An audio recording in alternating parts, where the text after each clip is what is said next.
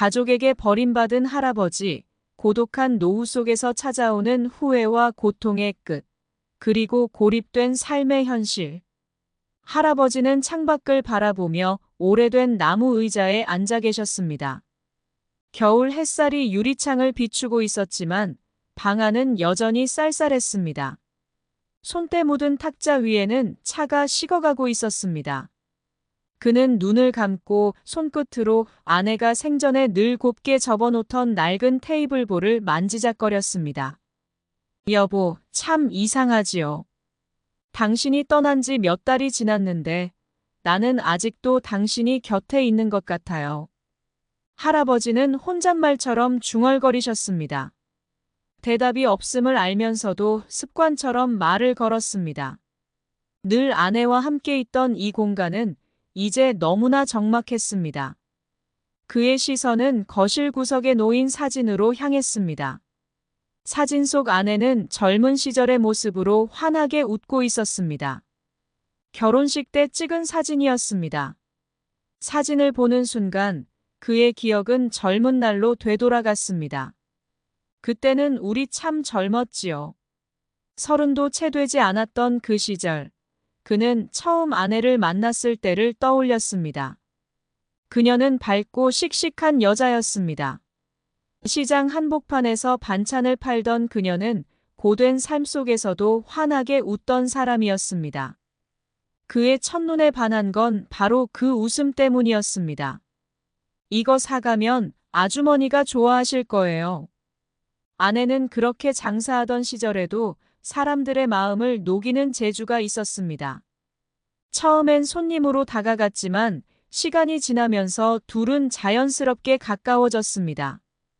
결혼하고 나선 둘 다 쉬지 않고 일했습니다. 아내는 여전히 시장에서 반찬을 팔았고 그는 공장에서 기계를 다루며 매일 기름때를 묻혔습니다. 고된 하루가 지나도 저녁마다 마주 앉아 밥을 먹을 때면 서로의 얼굴을 보며 웃을 수 있었습니다. 여보, 우리 정말 열심히 살았지요? 아이들이 태어나고 나선 더욱 바빠졌습니다. 큰아들 민구가 처음 걸음마를 떼던 날, 부부는 눈물을 흘리며 기뻐했습니다. 작은 아들 용구가 첫 운동회에서 넘어져 울 때, 아내는 직접 손을 잡아주며 끝까지 뛰게 했습니다. 당신은 정말 대단한 엄마였어요. 우리 아이들 키우느라 얼마나 고생했는지 난 아직도 기억나요. 그는 아이들을 위해 아내와 함께 모든 것을 쏟아부었습니다. 새벽부터 밤까지 일했지만 그들의 얼굴에는 언제나 미소가 있었습니다. 힘든 순간에도 아내는 여보, 이겨내면 좋은 날이 올 거예요 라며 그를 다독였습니다. 그런 아내 덕분에 그는 다시 일어설 수 있었습니다. 그러나 행복은 오래가지 않았습니다. 아내가 병에 걸렸다는 소식을 들었을 때 그는 하늘이 무너지는 것 같았습니다. 처음엔 작은 병인 줄 알았지만 병원에서 들은 소식은 절망적이었습니다. 그녀는 폐암 말기였습니다. 여보, 걱정하지 마세요. 나 아직 힘이 있어요. 아내는 끝까지 자신을 위로하려 했지만 시간이 흐를수록 그녀의 몸은 쇠약해져 가셨습니다. 병원 침대에서 그를 보며 힘겹게 웃던 아내의 모습은 그의 머릿속에서 떠나지 않았습니다. 당신이 떠나기 전에 마지막으로 하셨던 말이 뭔지 아세요? 여보, 혼자서도 잘 살 수 있지? 그는 떨리는 손으로 사진을 만졌습니다. 아내의 마지막 말이 그의 마음에 깊이 박혀 있었습니다. 장례식 날, 그는 눈물을 보이지 않으려 애썼습니다. 그러나 가족들이 떠난 빈집으로 돌아왔을 때 그는 무너졌습니다.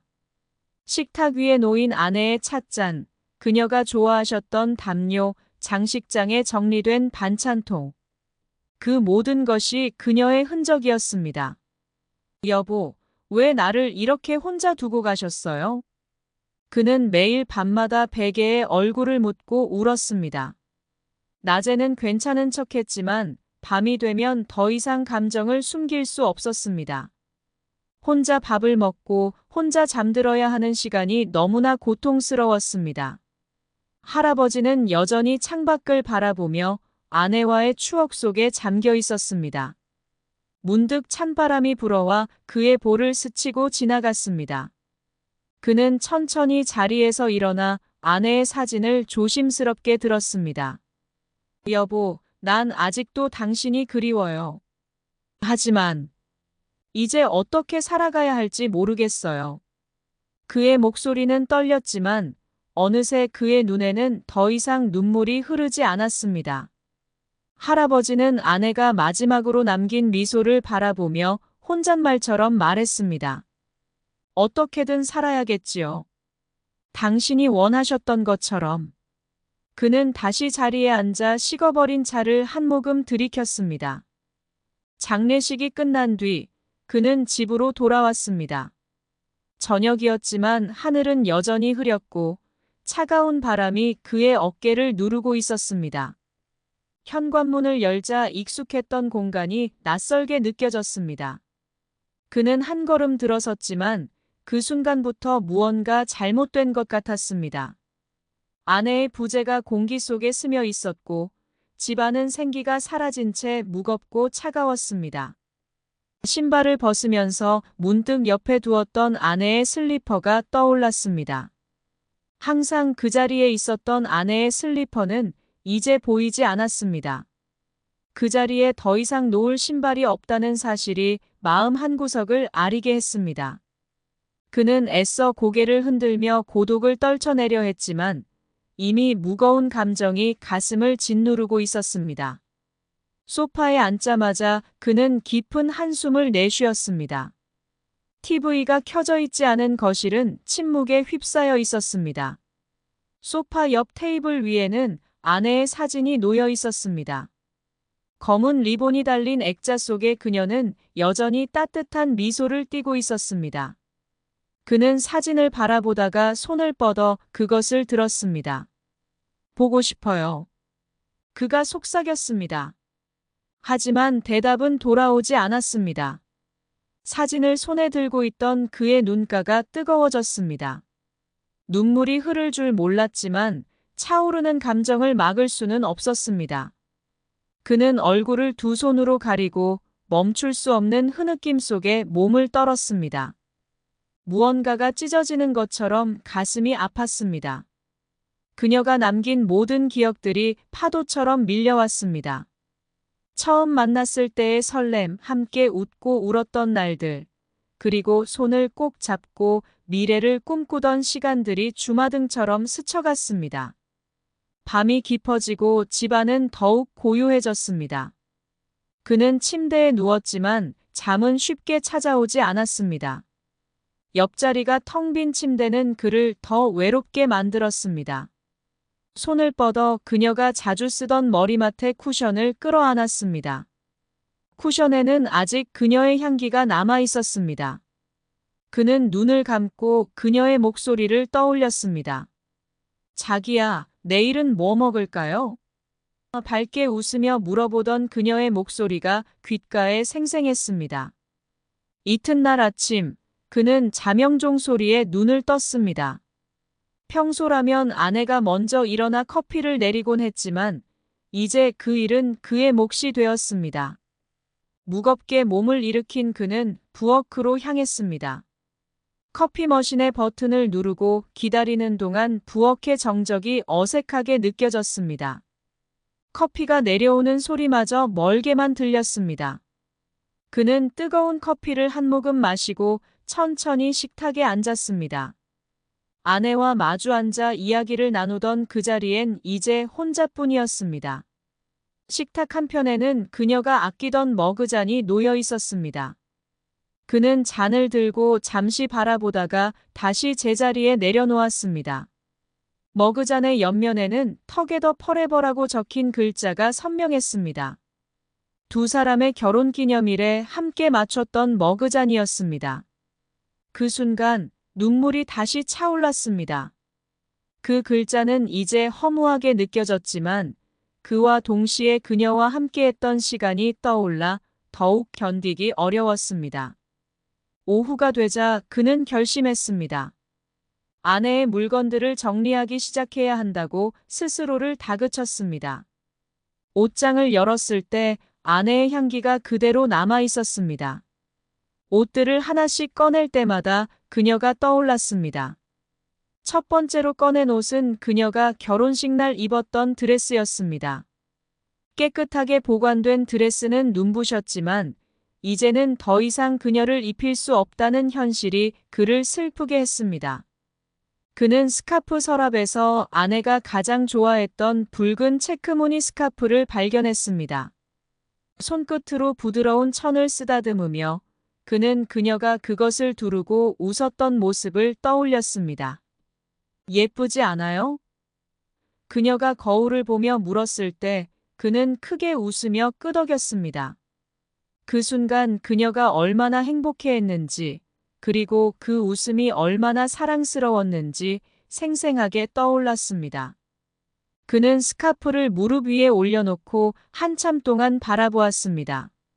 손끝에 닿는 감촉이 더 이상 그녀의 온기를 대신할 수 없다는 사실이 너무도 아팠습니다. 여보, 내가 너무 보고 싶어요. 그는 작게 중얼거렸습니다. 대답 없는 방 안의 침묵은 너무도 무거웠습니다. 밤이 되자 그는 다시 침대에 누웠습니다. 이틀째 되는 밤이었지만 여전히 적응이 되지 않았습니다. 베갯잎을 붙잡고 있던 그는 속으로 수없이 질문했습니다. 왜 이렇게 된 걸까? 왜 나만 남겨진 걸까? 하지만 아무리 답을 찾아도 공허함만이 그를 감쌌습니다. 그는 눈을 감고 잠들기 전까지 아내의 이름을 속으로 계속 불렀습니다. 그 이름이 그에게 유일한 위로였습니다. 시간이 지나도 공허함은 채워지지 않았습니다. 매일 반복되는 일상이 점점 그를 집어삼키고 있었습니다. 하지만 그는 아내의 기억을 떠올리며 겨우 버티고 있었습니다. 그녀의 목소리, 그녀의 손길, 그녀와 함께했던 모든 순간이 그의 유일한 버팀목이 되어주었습니다. 집안은 한창 떠들썩했습니다. 아침부터 손자 손녀들의 발걸음 소리와 웃음소리가 온 집안을 울리고 있었습니다. 주방에서는 지글지글 음식이 익는 소리가 들렸고 거실에서는 아이들이 만화 영화를 보며 까르르 웃는 소리가 끊이지 않았습니다. 할아버지는 그 사이에서 바쁘게 움직이고 있었습니다. 민준아, 그거 만지지 말라고 했지. 그는 손자에게 소리쳤습니다. 민준이는 거실 테이블 위에 있던 할아버지의 낡은 돋보기를 만지작거리며 웃고 있었습니다. 할아버지, 이건 뭐예요? 우주망원경이에요. 할아버지는 웃으며 돋보기를 빼앗아 들고 머리를 가볍게 쓰다듬었습니다.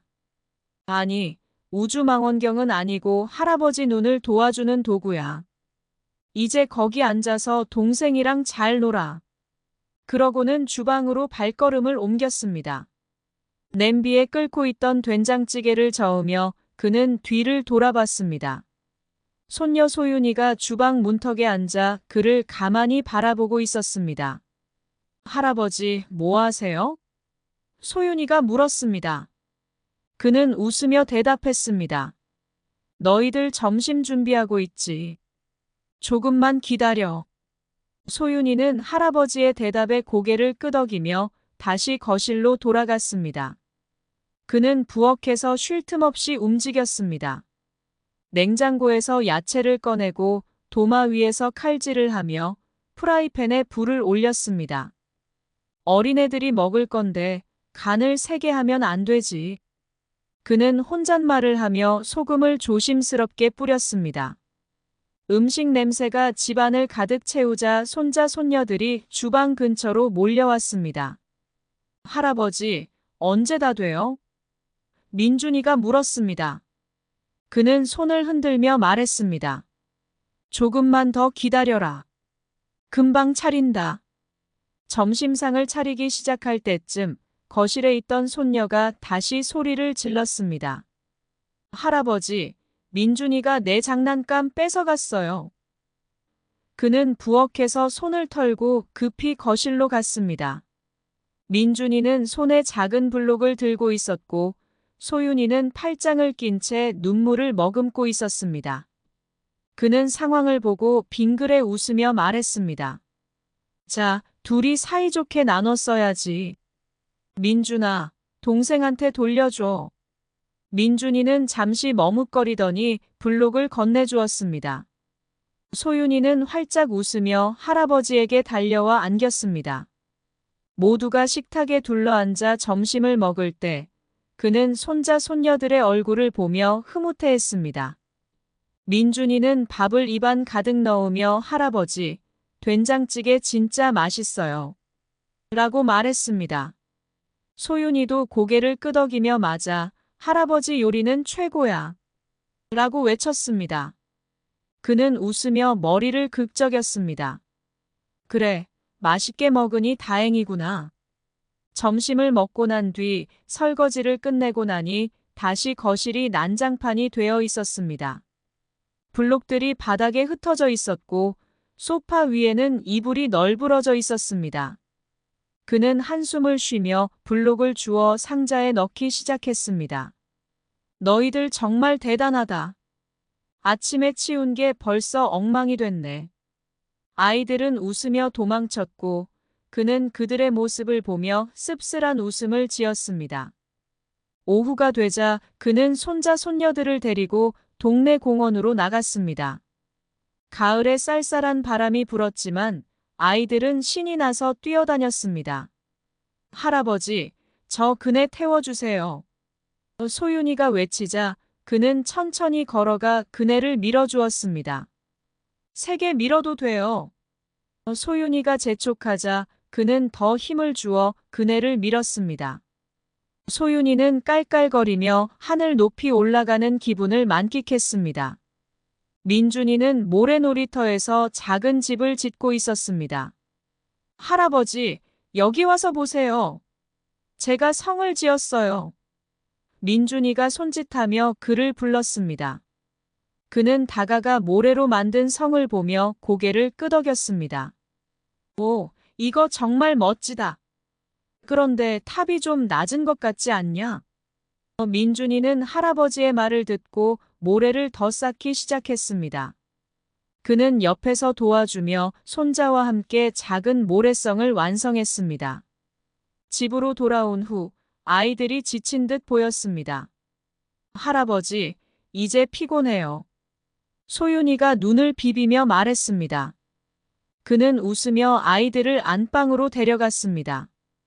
그럼 조금 자둬라. 할아버지가 이따 깨워줄게. 소윤이와 민준이는 포근한 이불 속으로 들어가 금세 잠들었습니다. 그는 그 모습을 보며 고요한 안도의 숨을 내쉬었습니다. 아이들이 잠든 동안 그는 집안을 정리하며 잠시 휴식을 취했습니다. 창문 너머로 저무는 해를 보며 그는 생각했습니다. 이렇게 바쁜 하루를 보내는 동안 슬픔과 외로움이 잠시나마 잊히는 것 같았습니다. 하지만 동시에 가슴 한구석에는 깊은 공허함이 자리 잡고 있었습니다. 그는 다시 아이들이 깰 시간을 기다리며 차 한 잔을 끓여들고 거실 소파에 앉았습니다. 그래, 지금은 이 아이들이 내 전부지. 그는 조용히 중얼거리며 차 한 모금을 마셨습니다. 저녁 시간, 부엌에서는 가벼운 긴장감이 감돌고 있었습니다. 그는 밥상을 차리며 싱크대 쪽에 서 있는 며느리를 힐끔 바라보았습니다. 며느리 수지는 도마 위에서 무언가를 열심히 다듬고 있었습니다. 주방을 함께 사용하는 일은 어느덧 익숙해졌지만 가끔 서로의 방식이 엇갈릴 때면 어색한 침묵이 흘렀습니다. 수진아, 저 된장찌개에 야채 좀 더 넣는 게 어때? 그가 조심스럽게 말을 건넸습니다. 그러나 수지는 고개를 끄덕이거나 대답하지 않고 계속 칼질만 했습니다. 잠시 후 그녀가 짧게 대답했습니다. 아버님, 이미 충분히 넣었어요. 너무 많이 넣으면 애들이 안 먹을지도 몰라요. 그는 멈칫하며 물러섰습니다. 그래, 내가 맞겠지. 그냥 내가 해온 방식이라 그런가 싶어서. 식탁에 둘러앉아 저녁을 먹으며 그는 아이들이 흘린 밥알을 보며 나직하게 말했습니다. 민준아, 밥을 흘리지 말고 먹어야지. 할아버지가 아침에 바닥 닦아놨는데. 수진이 숟가락을 내려놓고 말했습니다. 아버님, 아이들은 원래 이래요. 너무 신경 쓰지 않으셔도 돼요. 그의 표정이 잠깐 굳어졌습니다. 알지. 그런데 자꾸 흘리면 나중에 습관되니까. 그 후에도 작은 충돌은 계속됐습니다. 그는 일찍 일어나 손자 손녀의 아침을 준비하곤 했지만 수지는 종종 그런 그의 방식에 이견을 내놓았습니다. 아버님, 왜 우유를 그냥 주셨어요? 민준이가 차가운 걸 잘 못 마시는 거 아시잖아요. 아, 미안하구나. 다음에는 데워줄게. 그는 곧바로 사과했지만 이런 일이 반복될수록 마음 한구석이 찝찝했습니다. 또 다른 날, 그는 거실에서 아이들과 놀다 장난감을 정리하지 않고 자리를 비웠습니다. 수진이 그것을 보고 짧게 한숨을 내쉬며 말했습니다. 아버님, 아이들이 어지럽힌 건 바로바로 치워주시면 좋겠어요. 제가 정리하다 보면 다른 일들을 놓칠 때가 있어서요. 그는 고개를 끄덕였지만 마음이 복잡했습니다. 자신은 돕고자 했는데 오히려 폐를 끼치고 있다는 생각이 들었습니다. 한 주말 저녁, 집안 분위기가 조금 더 날카로워졌습니다. 그는 손자와 함께 동네 공원에 갔다 돌아오는 길에 아이들에게 과자를 사주었습니다. 민준아, 이거 맛있게 먹어라. 할아버지가 좋아하던 거야. 그러나 집에 돌아오자마자 수지는 과자 봉지를 보고 미간을 찌푸렸습니다. 아버님, 저녁 시간 전에 과자를 먹이면 밥을 안 먹으려고 해요. 제발 좀 조심해 주시면 안 될까요? 그는 순간 멈칫했습니다. 아, 그냥 아이들 기분 좋으라고 생각이 짧았구나. 그의 목소리에는 미안함과 억울함이 섞여 있었습니다. 수지는 잠깐 침묵하다가 말을 덧붙였습니다. 아버님, 저도 아버님이 도와주시는 거 고마워요. 그런데 이런 사소한 부분들이 쌓이다 보면 제가 감당하기 힘들어질 때가 있어요. 그날 밤, 그는 소파에 앉아 생각에 잠겼습니다. 자신은 단순히 도우려는 마음으로 했던 행동들이 며느리에게는 불편함을 줄 수 있다는 걸 깨달았습니다. 하지만 그는 혼자 살아오며 익숙해진 방식에서 벗어나기가 쉽지 않았습니다. 며칠 후, 그는 며느리가 주방에서 요리를 하는 모습을 보며 다가갔습니다. 내가 도와줄까? 수지는 잠시 머뭇거리다 고개를 저었습니다. 아버님, 그냥 쉬세요. 제가 알아서 할게요. 그는 멈칫했지만 더는 고집 부리지 않고 뒤로 물러섰습니다. 주방에서 멀어지며 그는 혼잣말처럼 나직하게 중얼거렸습니다. 쉬는 것도 일이지. 작은 충돌들은 시간이 지날수록 더 깊이 박혔습니다. 하지만 그는 그것이 며느리를 탓할 문제라고 생각하지 않았습니다. 아내를 잃고 가족의 일원이 되어야 한다는 압박감 속에서 그는 자신이 어딘가 어긋나고 있다는 기분을 점점 더 강하게 느꼈습니다. 그렇지만 그 어긋난 부분을 고치기 위해 노력할수록 오히려 서로의 간극은 더 벌어지는 듯 했습니다. 집안일은 단순히 힘을 나누는 일이 아니라 서로 다른 가치관의 충돌이었습니다. 그는 아침 일찍 일어나 바닥을 쓸고 닦는 일로 하루를 시작했습니다.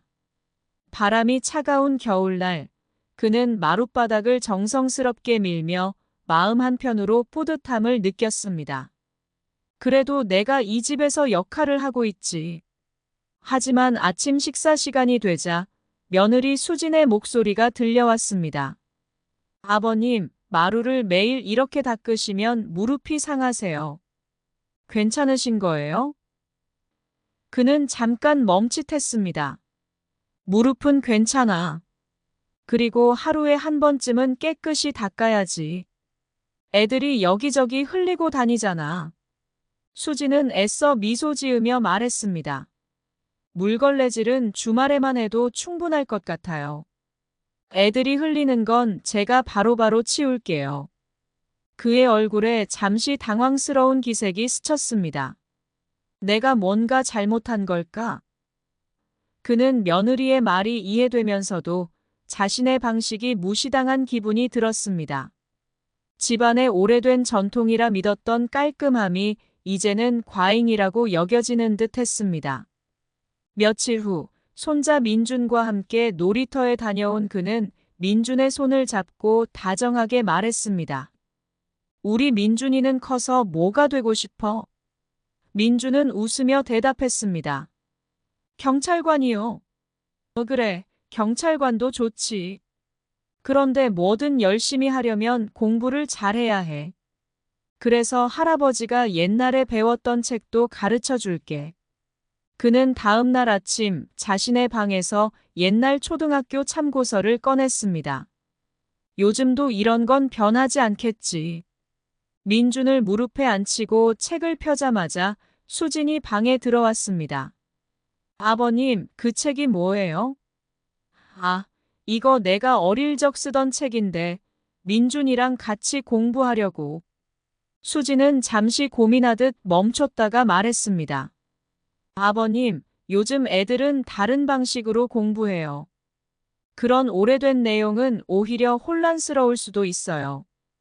그냥 학교에서 배우는 걸로 충분하니까 너무 무리하지 않으셔도 돼요.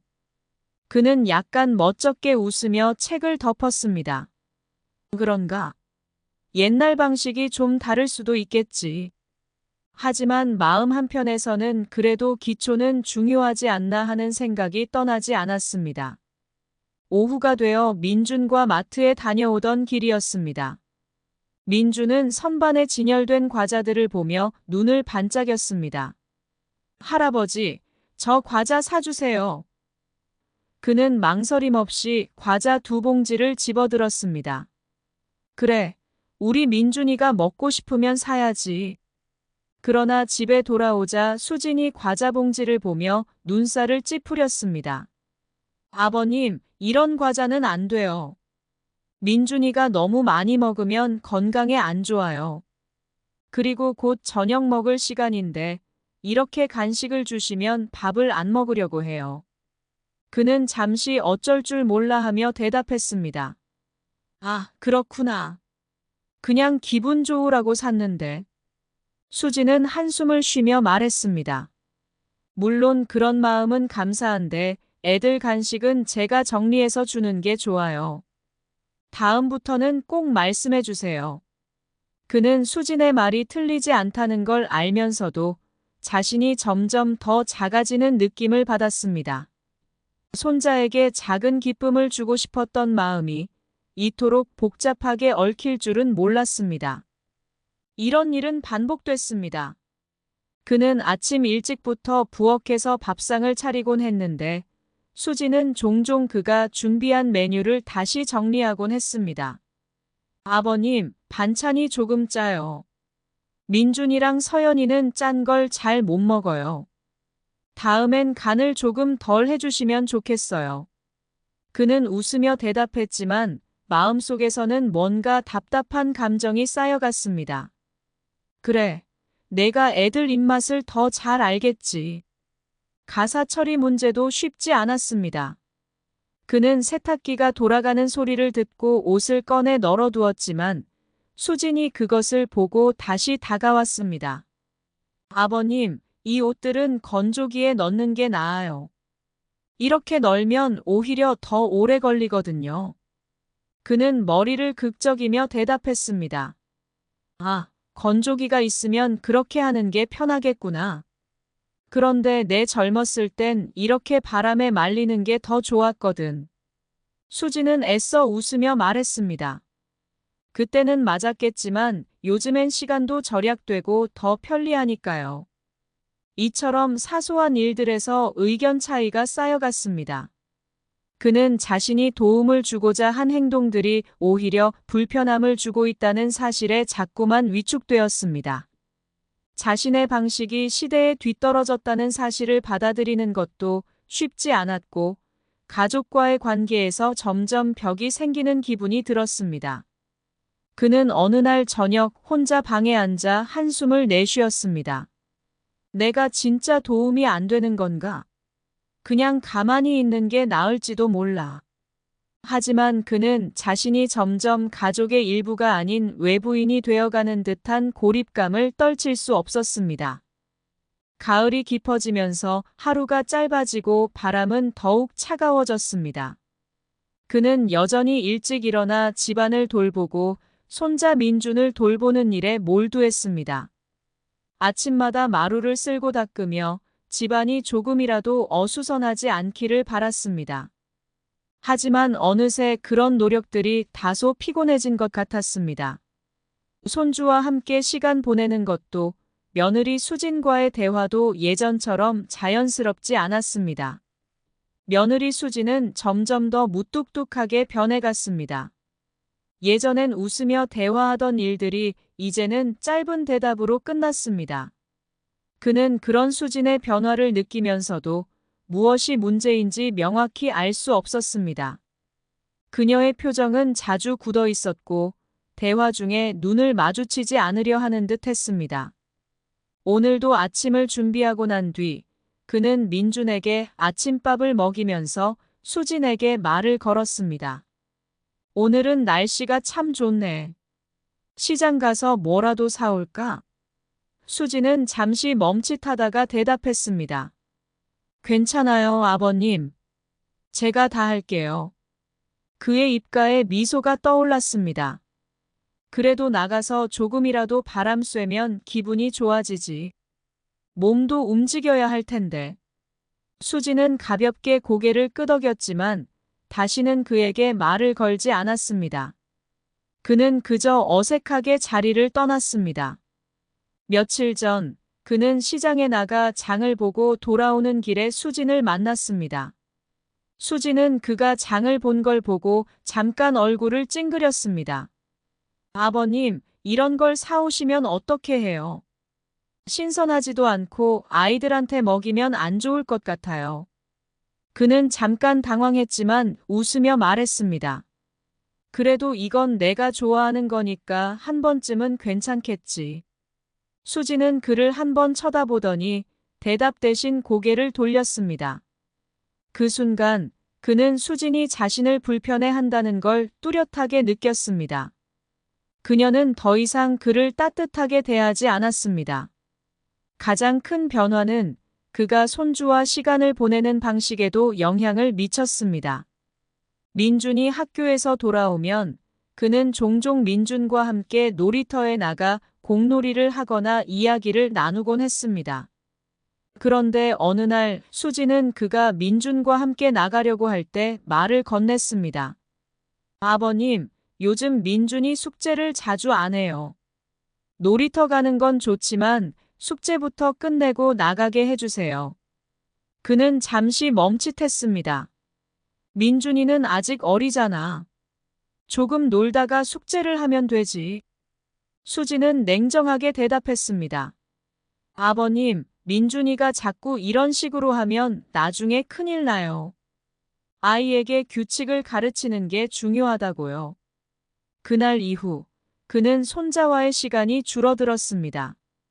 그는 민준과 함께 시간을 보내고 싶었지만 수진의 차가운 태도가 그를 점점 더 움츠러들게 했습니다. 그는 민준에게 아무리 말을 걸어도 수진이 그 곁에 있을 때는 민준이 손톱을 물어보거나 책을 펼쳐보는 모습만 보였습니다. 수진의 태도가 더 이상 그에게 친근함을 보이지 않다는 걸 확신할 수 있었습니다. 예전 같았으면 민준이 좋아하는 과자를 사다 주거나 그가 가끔씩 좋아하는 장난감을 선물했을 때 수지는 고맙습니다라는 말이라도 했었지만 이제는 그런 말을 들을 수 없었습니다. 모든 게 차가워지고 그의 존재가 방해가 되는 것처럼 느껴졌습니다. 그는 집에서 혼자 앉아있던 시간이 많아졌습니다. 수지는 집안일을 하거나 민준과 함께 TV를 보거나 하는 일에 몰두했고 그는 그저 거기서 멀어져 있었습니다. 그는 계속해서 수진이 예전처럼 자신과 대화를 하지 않는 이유를 고민했습니다. 내가 뭐가 부족한 걸까?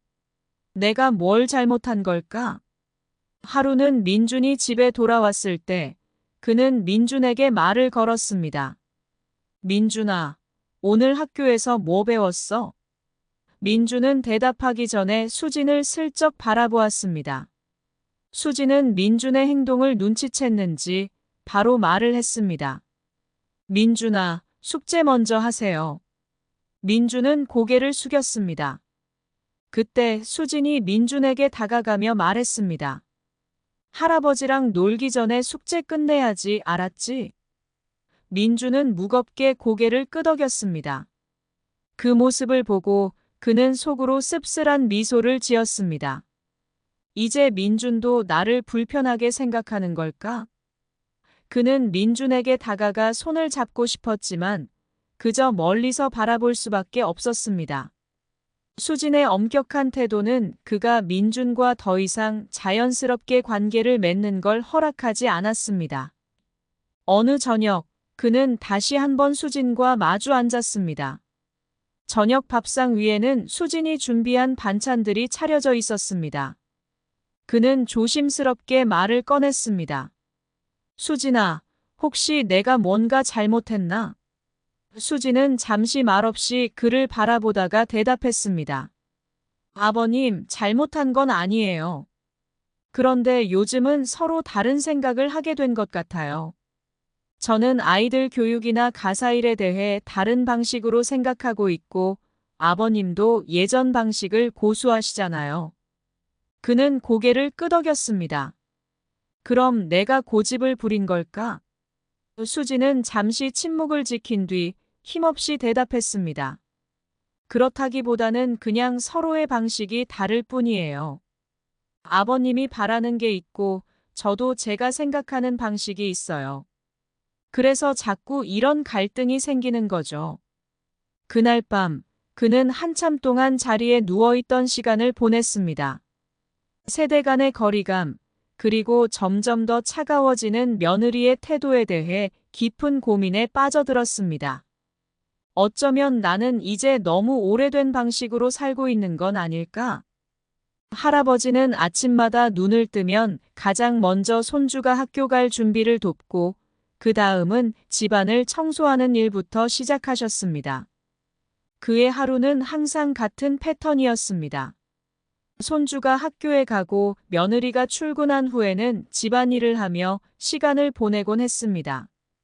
그가 하던 일은 매일 반복되었고 그 안에서 작은 위안을 찾으려 했지만 시간이 지날수록 그의 존재는 점점 무겁게 느껴졌습니다.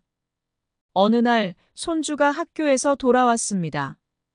그는 오늘도 학교에서 친구들에게 놀림을 받았다며 울면서 들어왔습니다.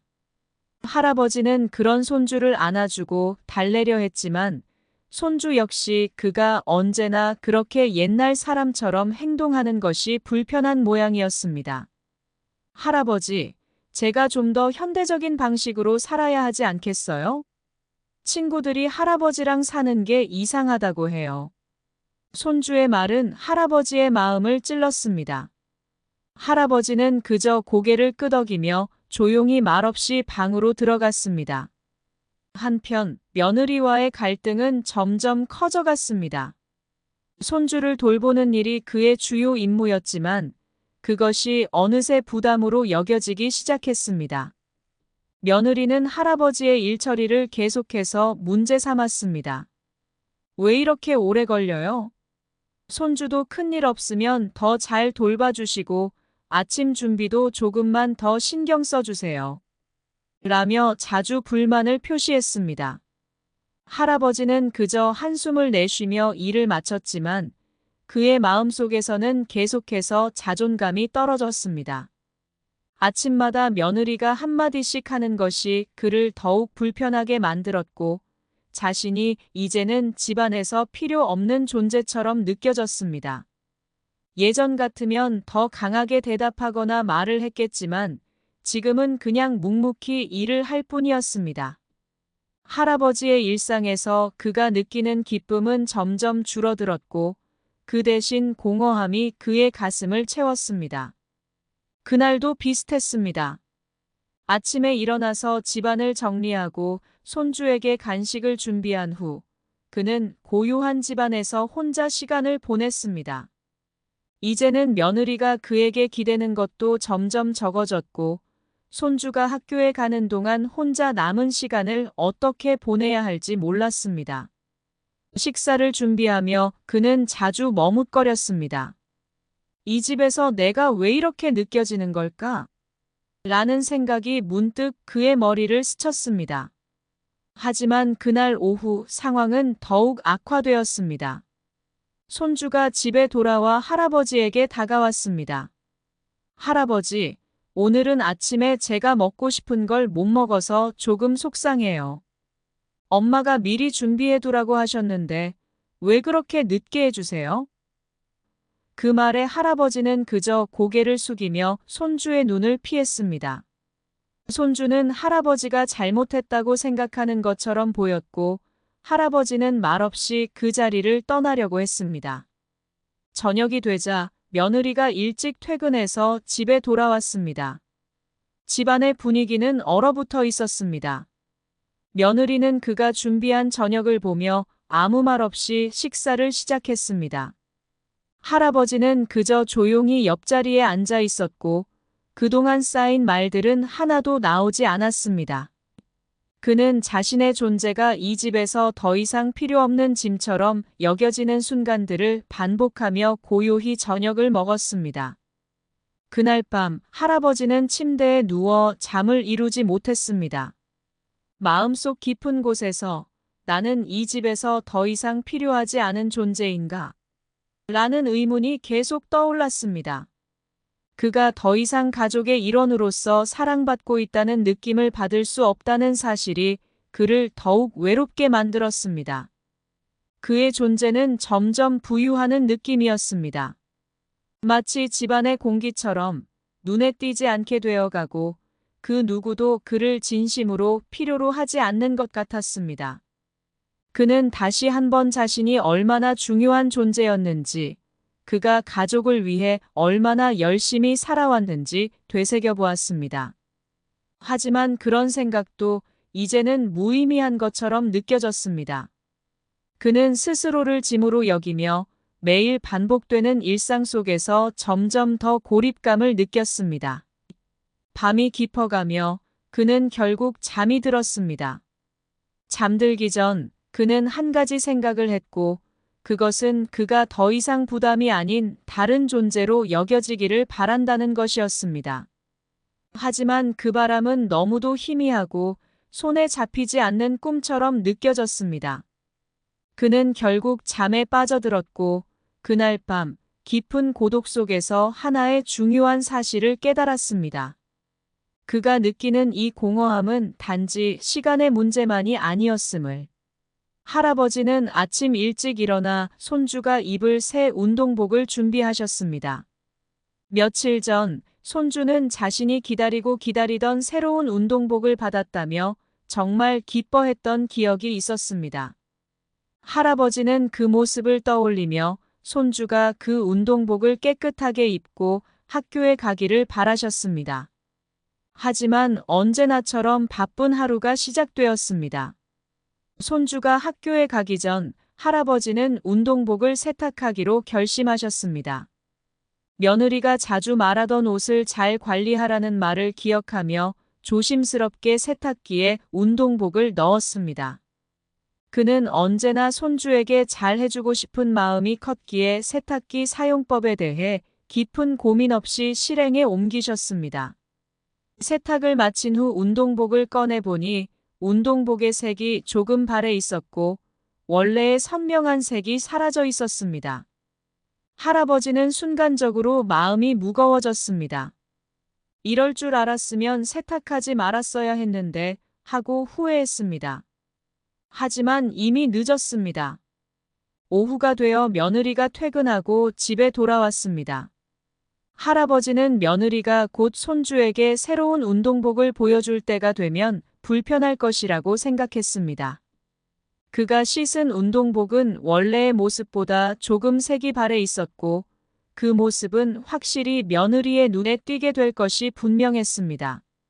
할아버지는 미리 말할까 아니면 그냥 모른 척할까 고민하셨지만 결국 며느리가 돌아오기 전부터 미리 숨기기로 마음먹었습니다. 엄마, 저 운동복 있나요? 손주가 물었습니다. 그는 자신이 받은 새 운동복을 입고 싶어 했습니다. 할아버지는 며느리가 들어오자마자 살짝 운동복을 주고 숨기셨습니다. 그 순간 며느리는 다가와 물었습니다. 아버님, 운동복 세탁하셨죠? 할아버지는 잠시 숨을 쉬고 조용히 대답하셨습니다. 네, 손주가 입으려고 해서 세탁했어요. 그런데 조금 색이 바랬어요. 며느리는 침묵을 지키며 운동복을 손에 들었습니다. 그의 눈빛이 점점 차가워지고 있었습니다. 어떻게 이렇게 됐어요? 이거 새 운동복이라고요. 아버님, 제발 세탁기를 좀 신경 쓰세요. 너무 이런 식으로 아무렇게나 세탁하시면 안 돼요. 며느리의 목소리가 점점 높아지기 시작했습니다. 할아버지는 머리를 숙였습니다. 죄송합니다. 제가 더 조심했어야 했어요. 조심했다고요? 이게 얼마나 중요한지 아세요? 손주가 기다리고 기다리던 운동복인데 이렇게 엉망으로 만들어 놓고도 아무렇지 않게 말하세요? 며느리의 목소리는 점점 커졌습니다. 손주도 그 소리를 듣고 다가왔습니다. 엄마, 뭐야? 손주는 방금 전까지 몰랐던 일이었습니다. 너 그 운동복 너무 좋아했잖아요. 이제 다시 입을 수 없잖아. 아빠가 그렇게 신경 써서 세탁해주면 좋겠어? 왜 그렇게 아무렇지도 않게 여기나요? 며느리는 할아버지에게 손가락질하며 한숨을 쉬었습니다. 할아버지는 며느리의 분노가 자신에게 쏟아지는 걸 느끼며 잠시 말을 잇지 못하셨습니다. 아버님, 왜 이렇게 늘 손주에게 무언가를 해주려고만 하세요? 그렇게 무리하게 세탁하지 않아도 되었잖아요. 이미 불필요한 일이었어요. 며느리는 속상한 얼굴로 할아버지를 향해 말했습니다. 할아버지는 그저 조용히 서 있을 뿐이었습니다. 그는 이제 아무 말도 할 수 없었습니다. 며느리의 분노가 그의 마음을 점점 더 억누르며 그는 자신이 더 이상 집안의 일원이 아니라는 생각이 들었습니다. 그 순간 손주가 할아버지의 팔을 붙잡고 조용히 말했습니다. 할아버지, 괜찮아요. 저는 괜찮아요. 하지만 할아버지의 마음은 이미 차갑게 식어 있었습니다. 손주의 위로에도 할아버지는 고개를 끄덕이며 아무 말도 하지 않았습니다. 며느리는 그의 반응을 보고 더 이상 참을 수 없었습니다. 그냥 이해해 주세요, 아버님. 저는 일이 많고 바빠서 그런 실수 한 번에 저도 스트레스 받는 거예요. 그런데 왜 이렇게 계속 반복되는 건지 모르겠어요. 세탁기 사용법도 모르시면서 이렇게 계속 일이 생기면 저도 어떻게 해야 할지 모르겠어요. 며느리는 눈시울을 붉혔습니다. 할아버지는 그런 며느리를 바라보며 가슴이 먹먹했습니다. 정말 미안하다, 내가 더 신경 썼어야 했어. 할아버지는 작게 말하며 손주가 다시는 화를 내지 않기를 바랐습니다. 며느리는 한숨을 내쉬고 운동복을 정리했습니다. 그리고 할아버지에게 더 이상 말하지 않고 방으로 들어갔습니다. 집안은 정막에 휩싸였습니다. 할아버지는 여전히 그 자리에 서 있었습니다. 그의 마음은 깊은 상처로 가득 차 있었습니다. 그날 이후 할아버지는 점점 더 고립된 느낌을 받았습니다. 며느리의 차가운 태도는 그가 더욱 무력하게 만들었습니다. 집안에서 그는 이제 단순히 존재하는 것에 불과했습니다. 손주는 여전히 그를 필요로 했지만 그와 며느리 사이의 간극은 점점 더 깊어져만 갔습니다. 할아버지는 이제 정말로 자신이 부담이 되어버린 존재라는 사실을 실감했습니다. 할아버지는 그날 아침 며느리와의 갈등으로 인해 더욱 마음이 무겁고 답답했습니다. 손주가 학교에 가고 집은 조용해졌습니다. 그는 창문 너머로 비가 내리는 소리를 들으며 멍하니 앉아 있었습니다. 며느리의 날 선 비난과 아들의 무기력한 태도는 할아버지를 더욱 외롭게 만들었습니다. 그는 자주 이런 순간들이 찾아오면 그저 침묵으로 모든 것을 해결하려 했습니다. 하지만 이제는 그 침묵이 더 이상 아무것도 해결하지 못한다는 것을 알게 되었습니다. 며느리는 아침부터 할아버지에게 차가운 태도를 보였습니다. 어제 일의 여파가 아직도 그녀의 마음속에서 맴돌고 있는 듯 했습니다. 할아버지가 운동복을 세탁한 일이 그녀에게는 단순한 실수 이상의 것이었습니다. 운동복을 세탁하는 문제를 두고 그녀의 감정은 단번에 폭발했습니다. 왜 자꾸 이런 일을 일으키는 거예요? 며느리는 상반신을 곧게 세우고 할아버지를 향해 강하게 말했습니다. 할아버지는 그저 침묵했습니다. 그는 며느리의 말이 맞다고 생각했습니다. 자신이 잘못한 것 같았지만 그런 마음을 바로 표현할 수 있는 방법이 없었습니다. 항상 이렇게 신경을 쓰지 않으면서 이게 얼마나 중요한 일인데 제발 좀 신경 써주세요. 며느리는 계속해서 할아버지를 비난했습니다. 할아버지는 며느리의 목소리가 점점 더 날카로워지는 걸 들으며 그저 마음속으로 자신을 탓했습니다. 내가 왜 이렇게까지 해야 하는가? 왜 이렇게 사소한 일로 가족들 사이에 불편한 기운이 생기는 거지? 그는 이런 생각을 계속했습니다. 그 순간 아들이 집 안으로 들어왔습니다. 아들은 며느리의 비난과는 반대로 아무 말 없이 그냥 들어왔습니다. 그는 고개를 숙인 채 방에 들어갔습니다. 할아버지는 아들의 무기력한 태도를 보며 그가 자신을 얼마나 피하고 있는지 실감했습니다. 아들은 그저 한숨을 쉬며 며느리의 말에 반응할 뿐이었습니다. 엄마, 좀 진정해. 아버님도 그런 의도가 아니었잖아. 하지만 그의 말은 소리 없이 흩어졌습니다. 아들은 그저 피곤한 표정을 지으며 방으로 들어갔습니다. 그 모습은 할아버지에게 더욱 큰 상처를 남겼습니다. 할아버지는 잠시 앉아 생각에 잠겼습니다. 아들이 나를 피하고 있다. 그 사실은 너무나도 분명했습니다. 그는 아들이 자신의 말에 무기력하게 반응하는 모습이 너무나도 아프게 느껴졌습니다. 왜 그가 이렇게 나를 피할까? 나를 이해해주지 않나? 그런 생각을 하며 할아버지는 눈을 감았습니다. 그는 이제 더 이상 아들에게 기대할 수 없다는 사실을 인정해야만 했습니다. 며느리는 계속해서 불편한 분위기를 만들었습니다. 아버님, 도대체 왜 이러시는 거예요?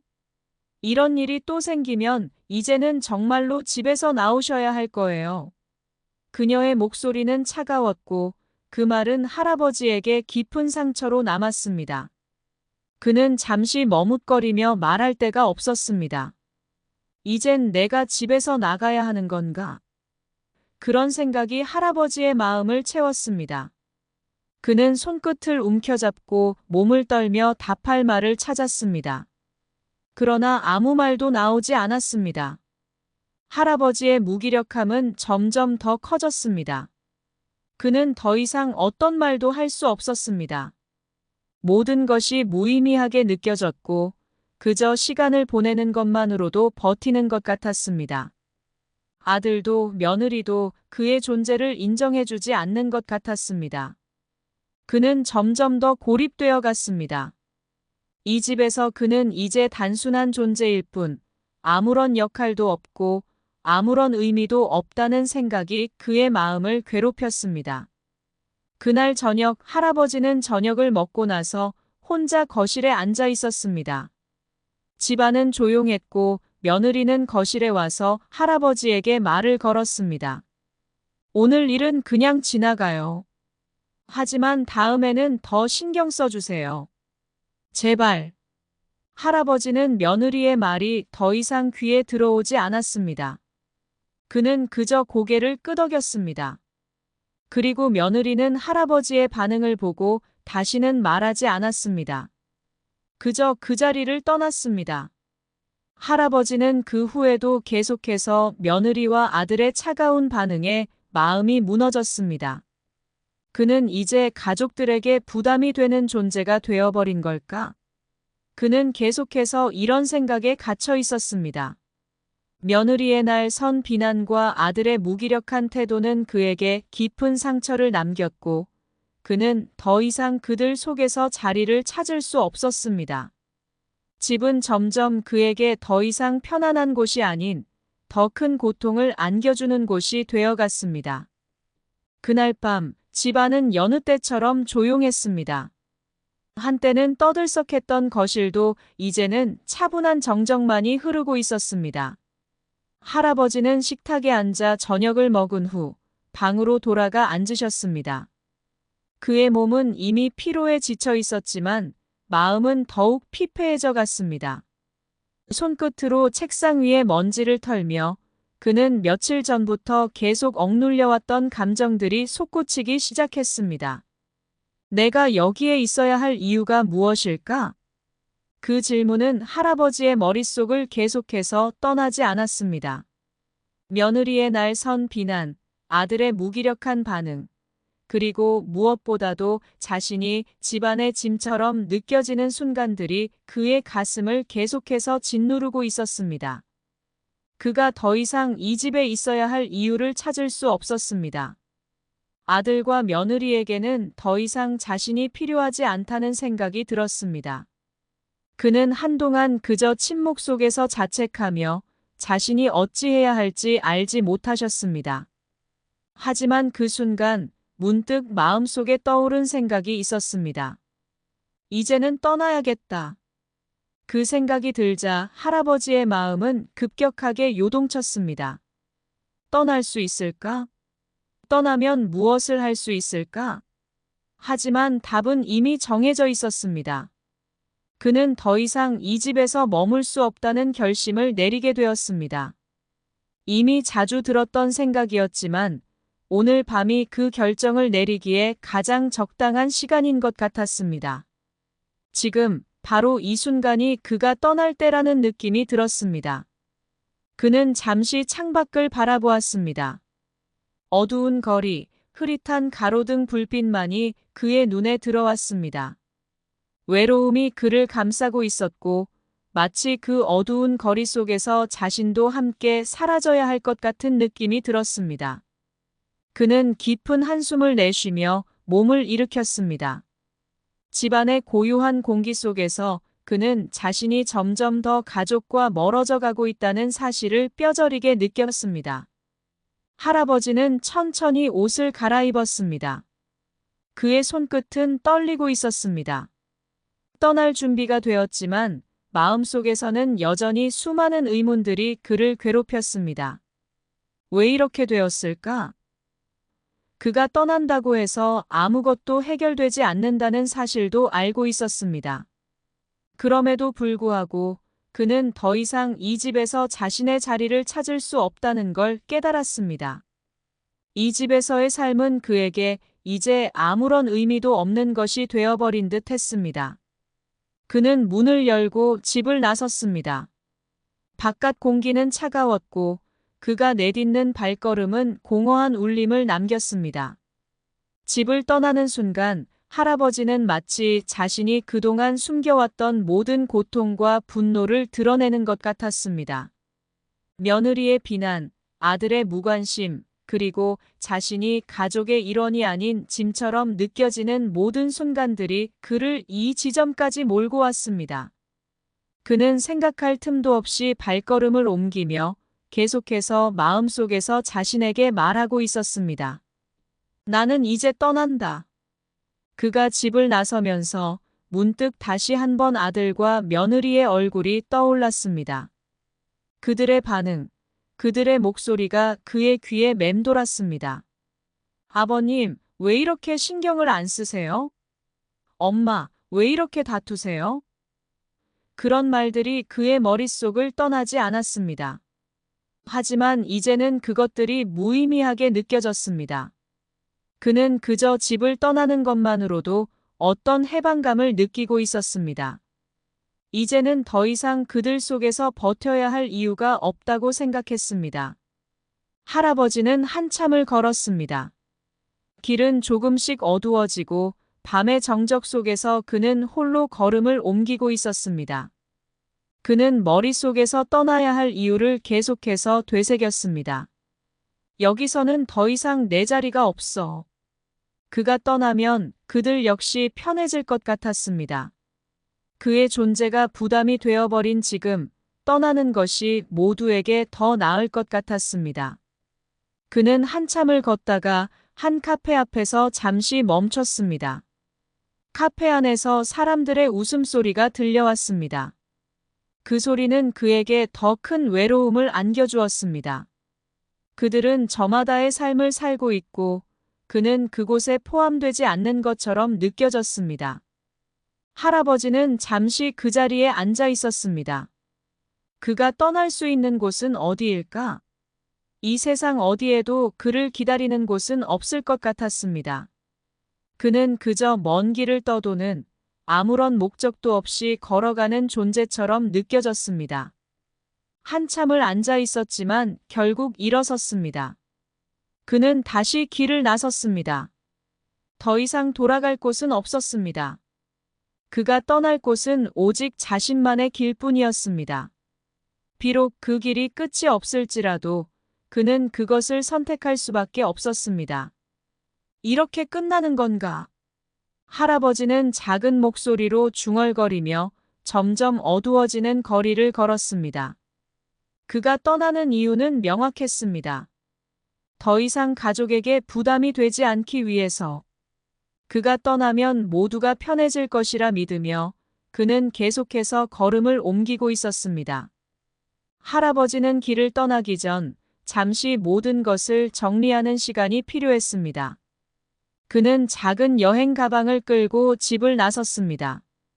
길을 걷는 동안 그의 머릿속에는 하나의 결심이 강하게 자리 잡고 있었습니다. 이제 정말로 끝이다. 시골로 돌아가자.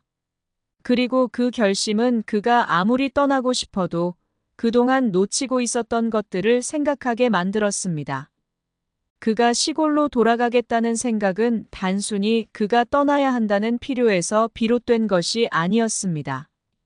그동안 쌓여왔던 갈등, 며느리와의 끝없는 충돌, 아들의 무기력한 태도, 그리고 무엇보다도 집안에서 그가 점점 더 부담으로 여겨졌던 현실.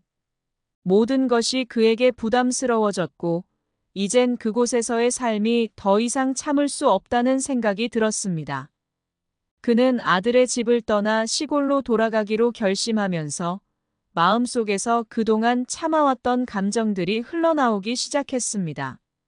시골에서 조용히 지내던 그 시절이 그리웠습니다. 그곳은 늘 평화롭고 사람들이 서로의 일에 간섭하지 않던 곳이었습니다. 그는 그곳에서 다시 평온한 삶을 시작하고 싶었습니다. 하지만 그것이 가능할까요? 그가 떠나면 아들은 무엇이라 생각할까요? 며느리는 어떻게 반응할까요? 그날 할아버지는 자신이 떠날 준비가 되었음을 확신했습니다. 그리고 그가 집을 떠나는 순간 아들, 며느리, 그리고 그동안 그를 둘러싸고 있던 모든 사람들에 대한 생각들이 그의 마음을 어지럽혔습니다. 그는 한동안 아무것도 하지 않고 가만히 서서 시골로 돌아가는 결정을 내리기까지의 과정을 떠올렸습니다. 그동안의 생활이 이제는 지나치게 지쳐버렸고 그곳에서 더 이상 자신의 자리를 찾을 수 없다고 생각했습니다. 길을 걷던 할아버지는 잠시 발걸음을 멈추고 자신이 떠나야 할 이유들을 다시 한번 되새겼습니다. 며느리와의 갈등, 아들의 무관심, 그리고 그가 집에서 점점 더 부담으로 느껴졌던 모든 순간들이 떠올랐습니다.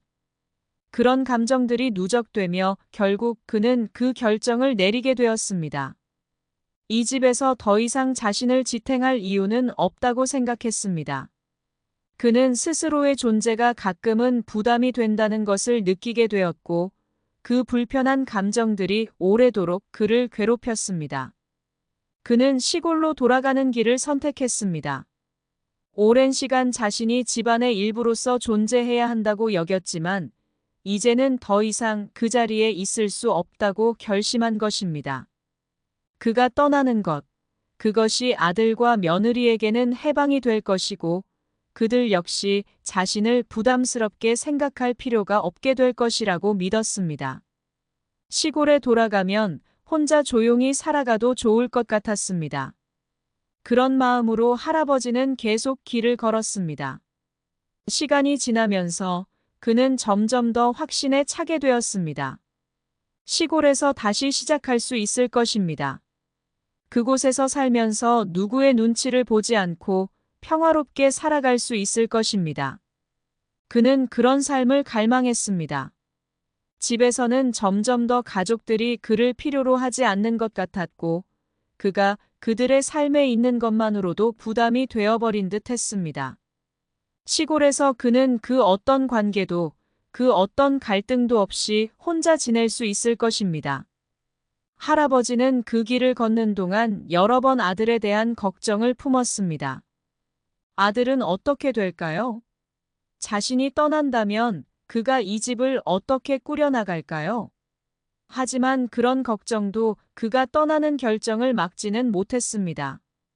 그는 더 이상 이 집에서 자신의 존재가 불편하게 느껴지기를 원하지 않았습니다.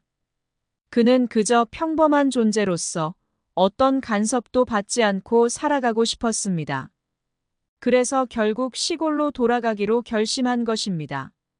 할아버지가 시골로 돌아가겠다고 마음먹은 순간, 그는 더 이상 아들과 며느리에게 기대를 품지 않기로 했습니다.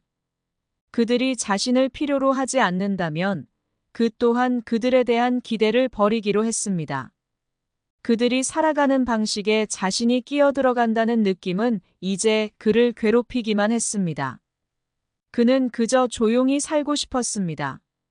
그간 가족들에게 보여준 모든 사랑과 노력들이 이제는 더 이상 그들에게 의미가 없다고 느껴졌습니다.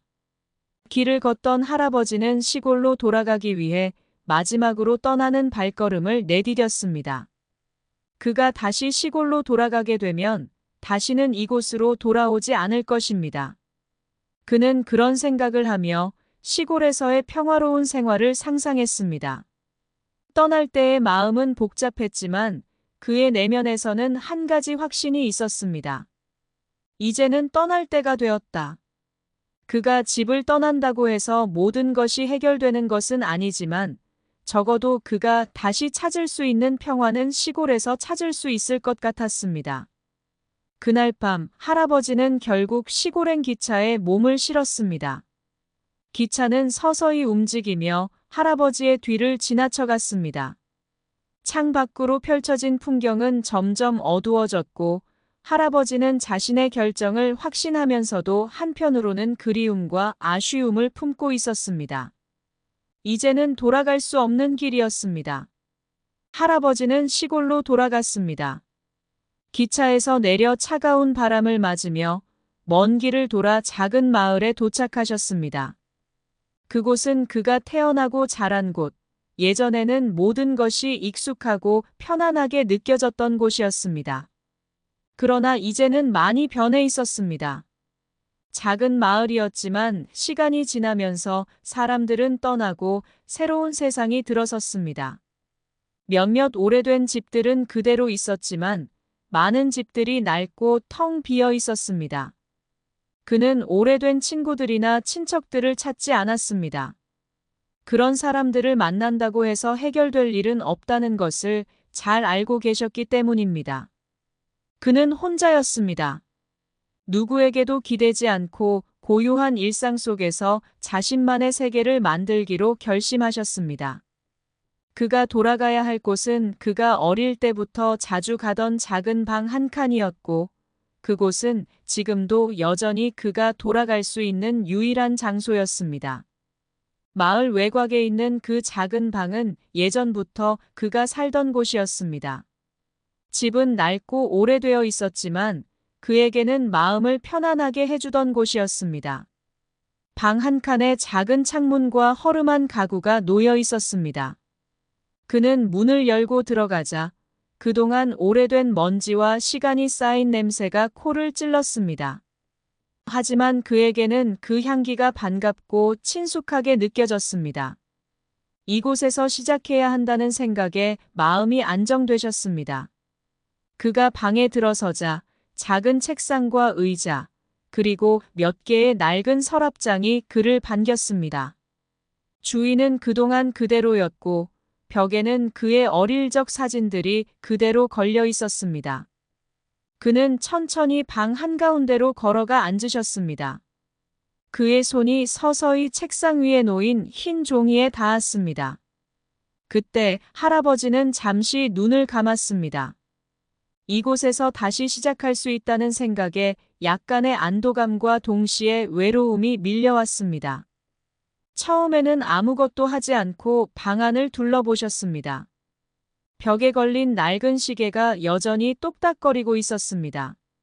시계 소리는 어릴 적 듣던 것처럼 편안했지만 그 소리가 오랜만에 들려서 조금은 그를 방황하게 했습니다. 모든 것이 그대로인 것처럼 보였지만 그 속에서 흐르는 시간이 많이 달라졌다는 것을 알 수 있었습니다. 그는 방 안에 있는 작은 창문을 열었습니다. 창 밖으로 펼쳐진 작은 정원은 그가 어릴 적 기억하던 모습 그대로였습니다. 잎사귀들이 흔들리며 가벼운 바람을 일으켰고 그 소리가 그의 귀를 간지렸습니다. 할아버지는 그 자리에서 잠시 고요히 앉아 계셨습니다.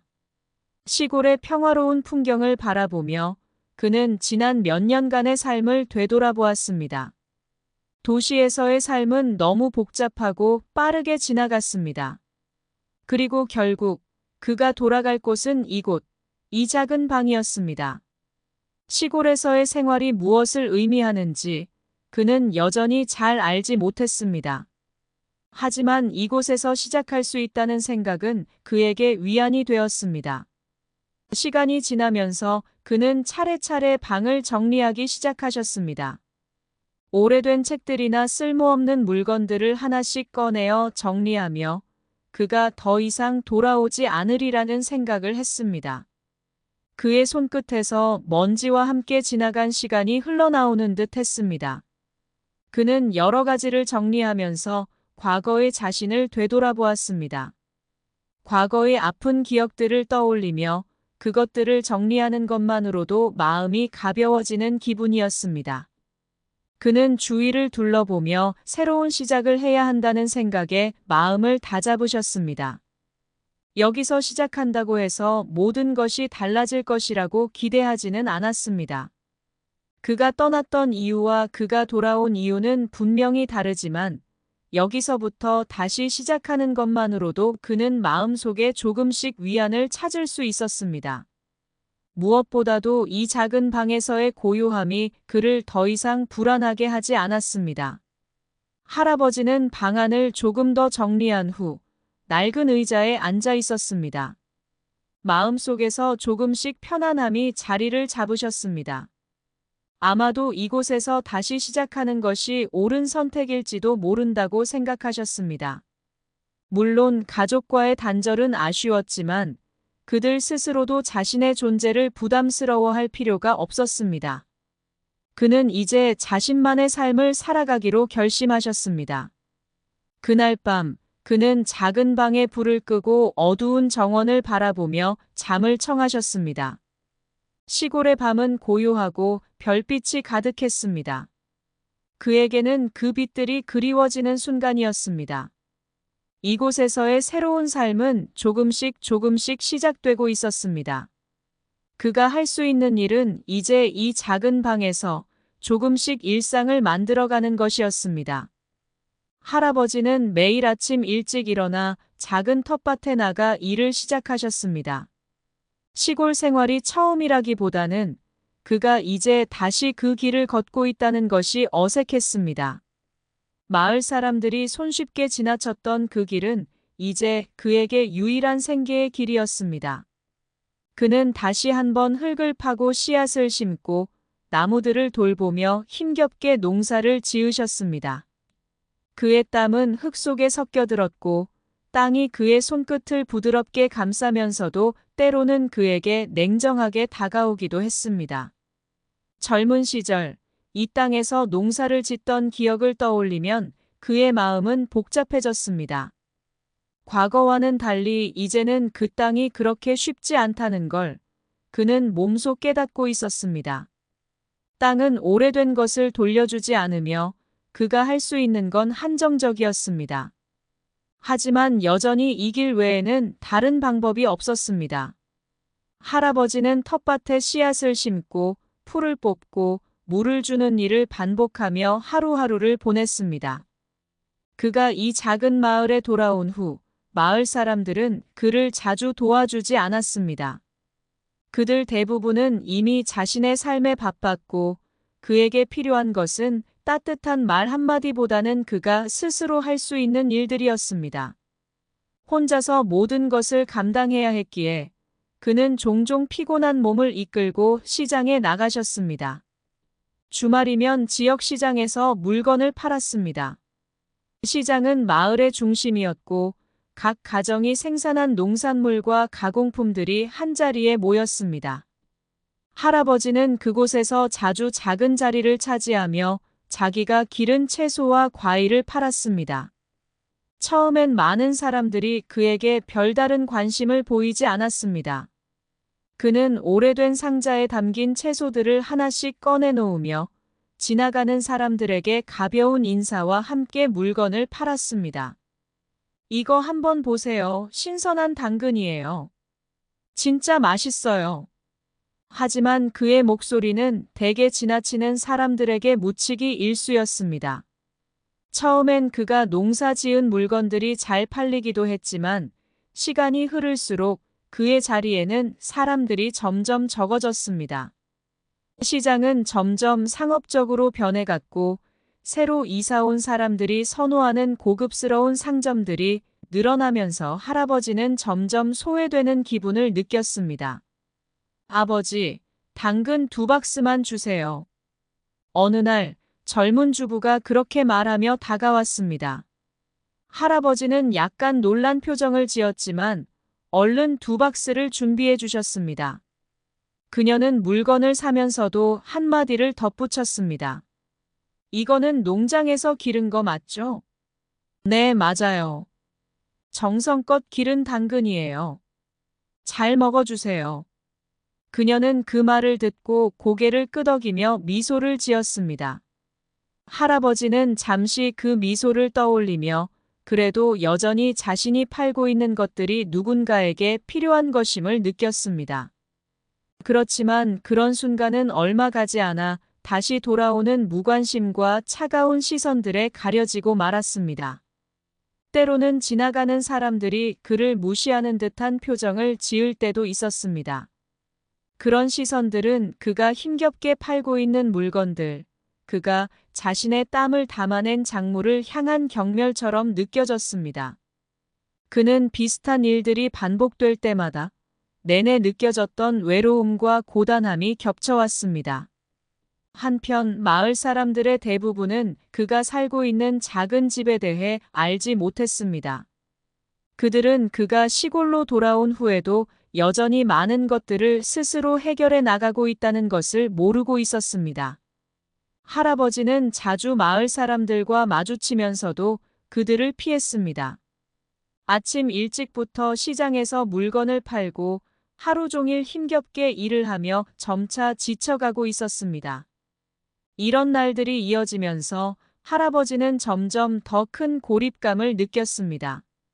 시장에서 팔린 물건의 수가 적을수록 그는 점점 더 자주 혼자 있었습니다. 집에 돌아와 텃밭을 돌보고 다시 시장에 가는 일이 반복되었습니다. 그리고 그는 그런 생활 속에서 점점 더 살아가는 의미를 찾기 어려워졌습니다. 세상은 여전히 빠르게 변해가고 할아버지는 그 변화의 속도에 적응하기가 힘들었습니다. 어느 날 다시 시장에 나가던 할아버지는 잠시 시장을 둘러보며 다가오는 사람들을 관찰했습니다. 한쪽에서는 젊은 사람들이 고급 농산물을 팔고 있었고, 다른 한쪽에서는 상인들이 조금 더 상업적인 방식으로 장사를 하고 있었습니다. 그런 모습들이 할아버지에게 점점 더 낯설게 느껴졌습니다. 그는 아무리 자신의 농산물이 신선하고 맛있다고 자부해도 그 신선함이 대체 누군가에게 의미 있을지 의문이었습니다.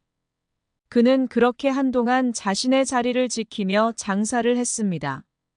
어느새 손님이 드문 시장에서 그는 다시 한번 삶의 무게와 싸워야 했습니다. 노동의 결실이 항상 즉각적으로 돌아오는 것은 아니라는 것을 그는 매일매일 그곳에서 체험하고 있었습니다. 할아버지는 점점 더 고립감을 느끼기 시작하셨습니다. 농사일과 시장에서의 장사, 그리고 작은 집에서의 외로운 일상은 그의 마음을 더 좁히고 있었습니다. 그는 이제 더 이상 마을 사람들과 자주 말을 나누지 않았습니다. 처음에는 의도치 않게 자신을 고립시키게 된 것 같았지만 시간이 지날수록 그 상황에 익숙해져 갔습니다. 사람들의 얼굴을 피하고 그들이 하는 말을 들으려 하지 않았습니다. 그저 마음속에 쌓인 피로와 외로움만이 깊어져 갔습니다. 매일 아침 그는 여전히 자신의 작은 집을 떠나 텃밭에 나가고 시장에 나가 물건을 팔았습니다. 하지만 그의 눈에 비친 세상은 점점 더 낯설고 멀어졌습니다. 한때는 사람들이 지나가며 인사를 건네기도 했고, 어떤 이들은 그가 기른 농산물을 좋아하기도 했습니다. 하지만 그런 관심은 이제 점점 더 드물어졌고, 그의 농산물은 신선하고 맛있다는 칭찬 대신 대체할 수 있는 값싼 상품들로 채워졌습니다.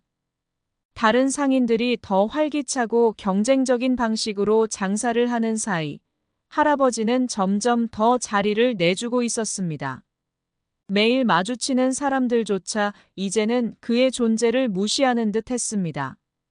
어떤 이들은 지나치며 인사도 하지 않았고, 어떤 이들은 그가 물건을 팔려는 모습이 귀찮다는 듯한 표정을 지었습니다. 그가 손수 기른 농산물을 사려는 이들은 점점 줄어들었고 물건을 파는 것조차 힘들어졌습니다. 때로는 시장에서 몇 시간 동안 아무도 그의 물건을 사지 않는 날도 있었습니다. 그럴 때면 그는 누군가 그에게 관심을 가져주기를 바라며 사람들을 바라보았지만 그들의 시선은 늘 다른 곳을 향하고 있었습니다. 그는 그날 자리에 앉아 팔리지 않은 채소들을 바라보며 깊은 한숨을 내쉬셨습니다. 이게 다 뭐지? 그는 자문하며 나지막이 중얼거렸습니다. 그가 할 수 있는 일들은 점점 줄어들고 있었고, 그가 기른 농산물은 결국 그에게 필요한 것조차 아닌 듯한 느낌을 주었습니다. 손끝에서 흐르는 땀은 차갑게 식어갔고, 몸의 피로는 점점 더 깊어졌습니다. 마을 사람들과의 대화는 점차 줄어들었고 할아버지 자신도 그들을 피하는 듯한 느낌을 받으셨습니다. 그가 시장에서 팔고 있는 물건이 무엇인지, 어떤 기분으로 살아가고 있는지에 대해 아무도 묻지 않았습니다. 그는 집에 돌아와 고요한 저녁을 맞으셨습니다.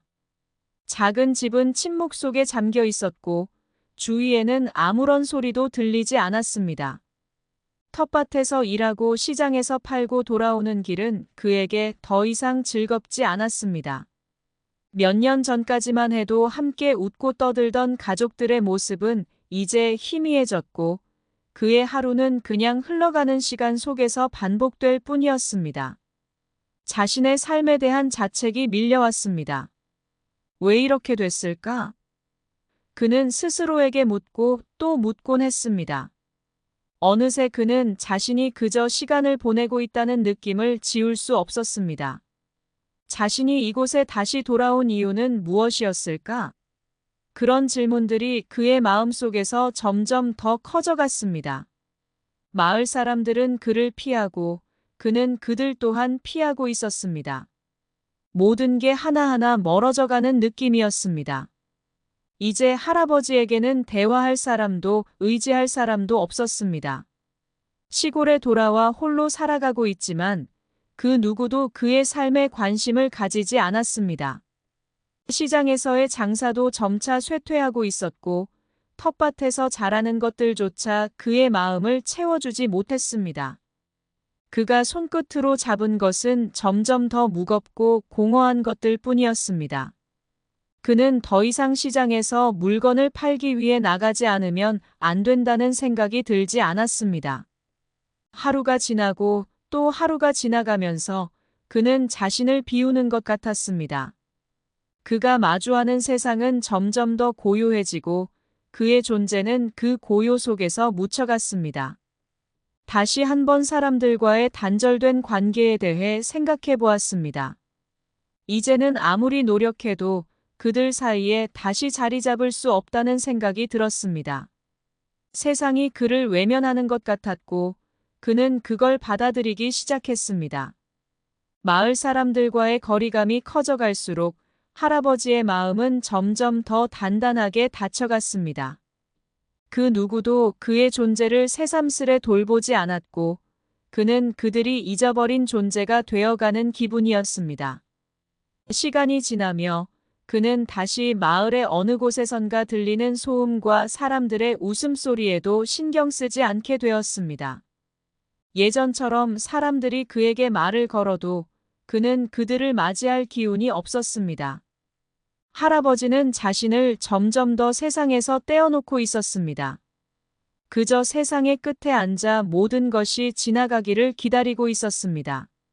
이렇게 고요한 일상이 반복될수록 그는 그 누구와도 대화하지 않게 되었습니다.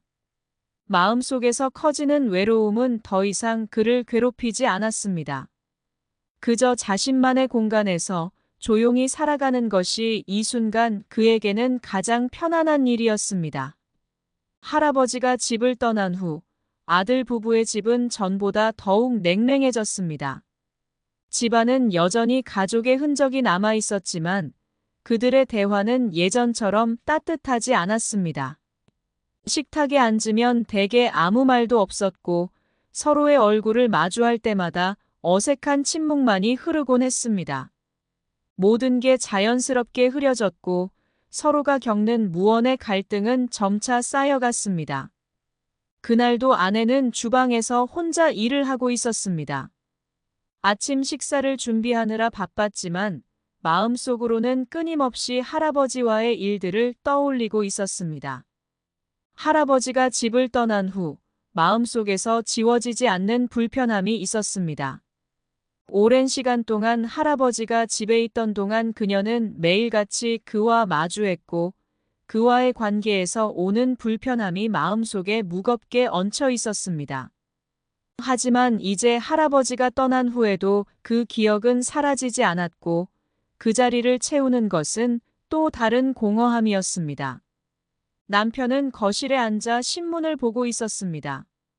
일상적인 풍경이었지만 그 역시 할아버지의 부재 이후 여전히 마음이 복잡했습니다.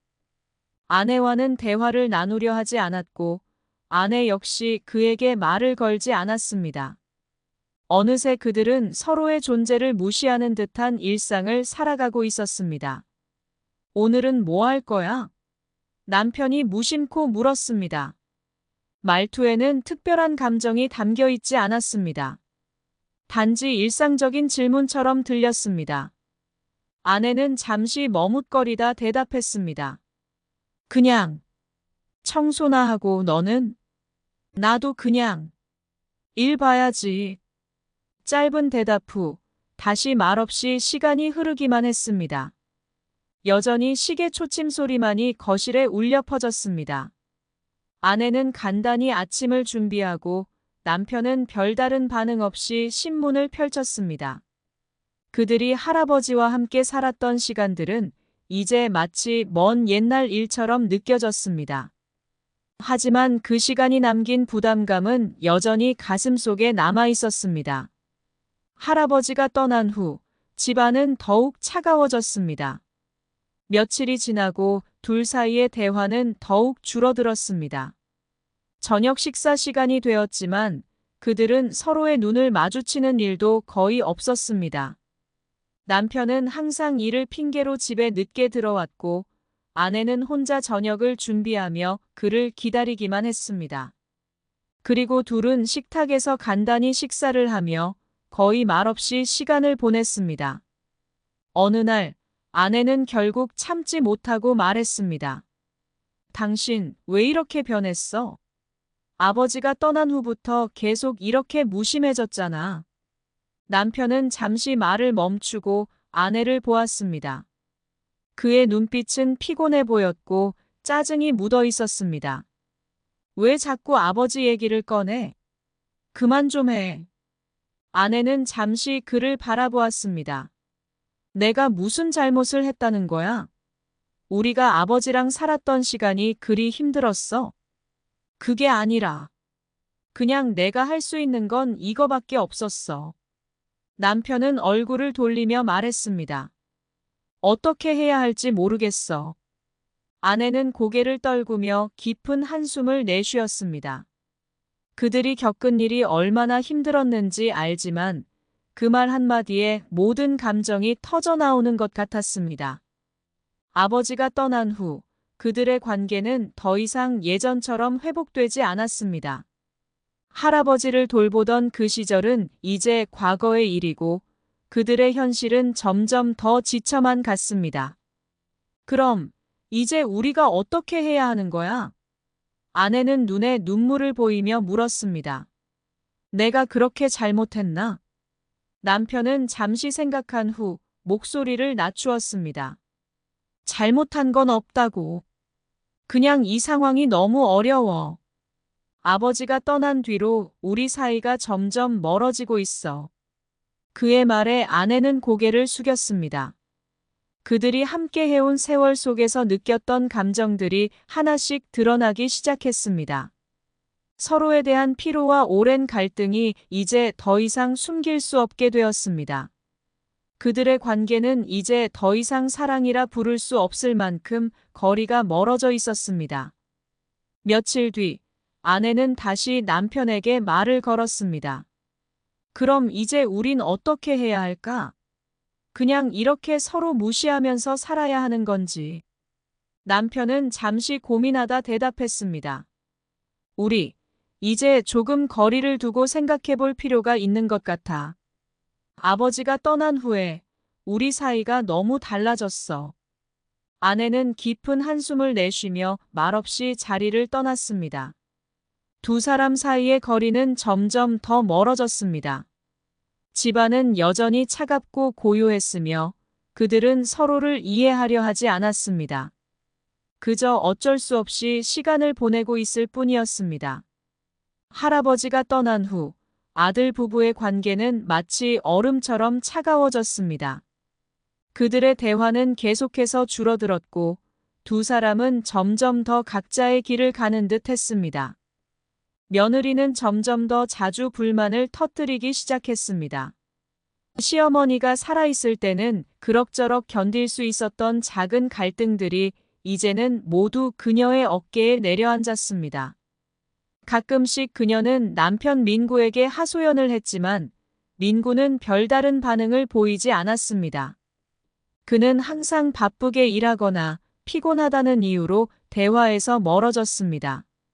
그런 민구의 무관심은 점차 그녀의 마음을 짓누르기 시작했습니다. 매일 반복되는 일상에서 아내는 점점 지쳐갔습니다. 집안일, 손주 돌보기, 남편 민구의 일에 대한 신경 쓰기, 그리고 끝없이 쌓여가는 불만들. 그 모든 것들이 한꺼번에 그녀를 압박하고 있었습니다. 하루하루가 버겁고 그녀의 얼굴은 점점 더 굳어졌습니다. 민구는 여전히 집에 돌아오면 주로 TV를 보거나 스마트폰을 만지작거리고 아내는 혼자서 모든 일을 처리하고 있었습니다. 민구 씨, 오늘은 내가 뭐 좀 도와줄까요? 아내가 조용히 물었습니다. 하지만 민구는 반응이 없었습니다. 그는 그저 한 손으로 스마트폰을 손에 쥐고 다른 손으로 채널을 돌리며 대답했습니다. 그냥 놔두면 돼. 나는 그냥 좀 쉬고 싶어. 그 말이 아내에게는 날카롭게 들렸습니다. 그럼 나는 어떻게 해야 하지? 생각하면서도 말은 내뱉지 못했습니다. 아내는 억지로 미소를 지으며 다시 집안일을 시작했습니다. 손주가 부엌에 들어와서 간식을 달라고 하자 아내는 그 아이에게 간식을 준비해 주었습니다. 그런 작은 일들이 쌓여가며 점점 마음속에 쓴맛이 퍼져갔습니다. 민구는 여전히 무관심했습니다. 언제부터인가 아내의 불만에 대답조차 하지 않게 된 것입니다. 그들은 하루가 지나면 또 하루를 보내고 서로의 일상이란 무덤처럼 조용해졌습니다. 그 속에서 점점 더 그들의 거리는 멀어졌고 아내의 마음속에서 불만은 더욱 커져갔습니다. 어느 날 아내는 참지 못하고 민구에게 말했습니다. 민구 씨, 나는 이렇게 살 수가 없어요. 내가 다 해야 해요? 모든 걸 내가 해야 해요?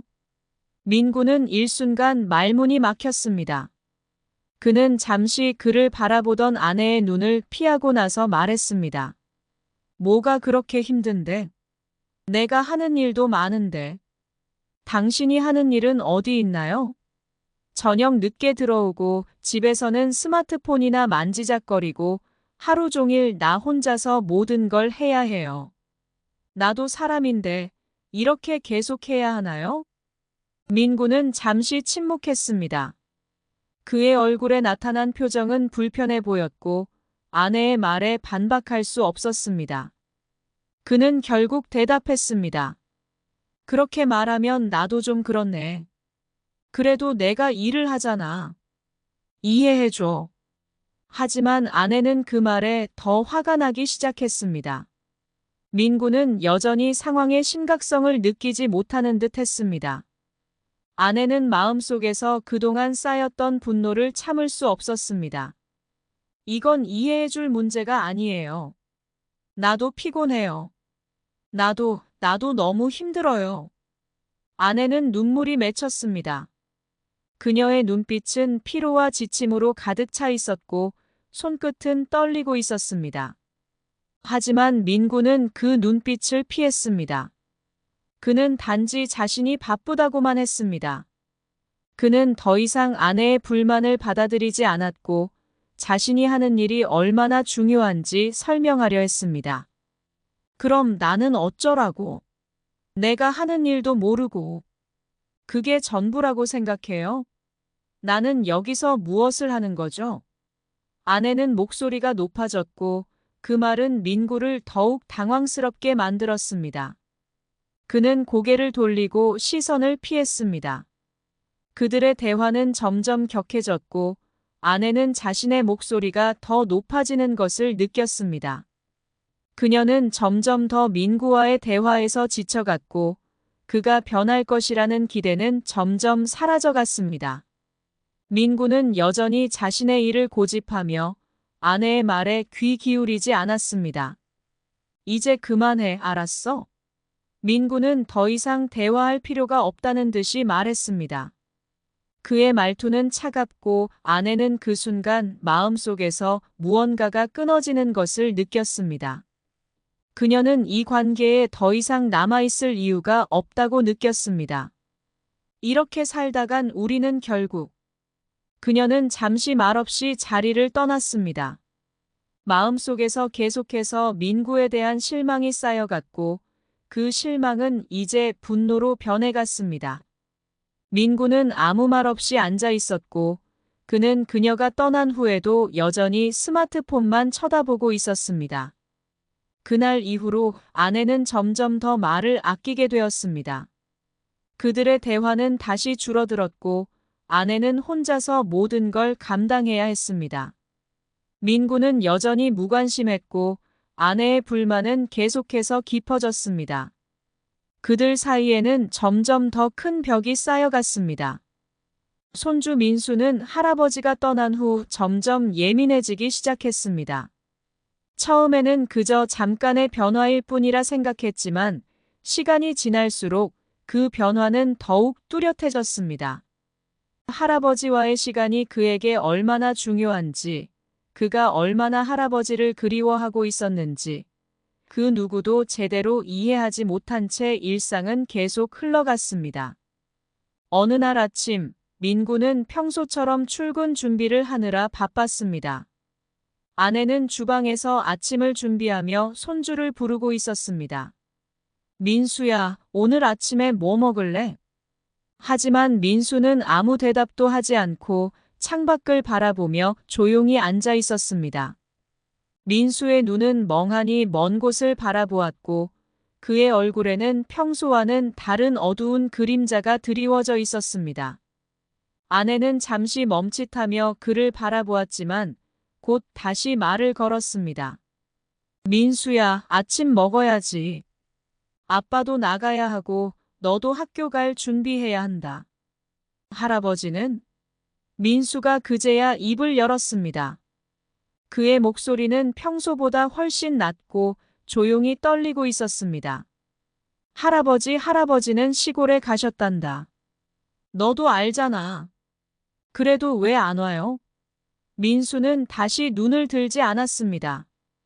그의 말투에는 어린아이의 고집과 상실감을 동시에 느낄 수 있었습니다.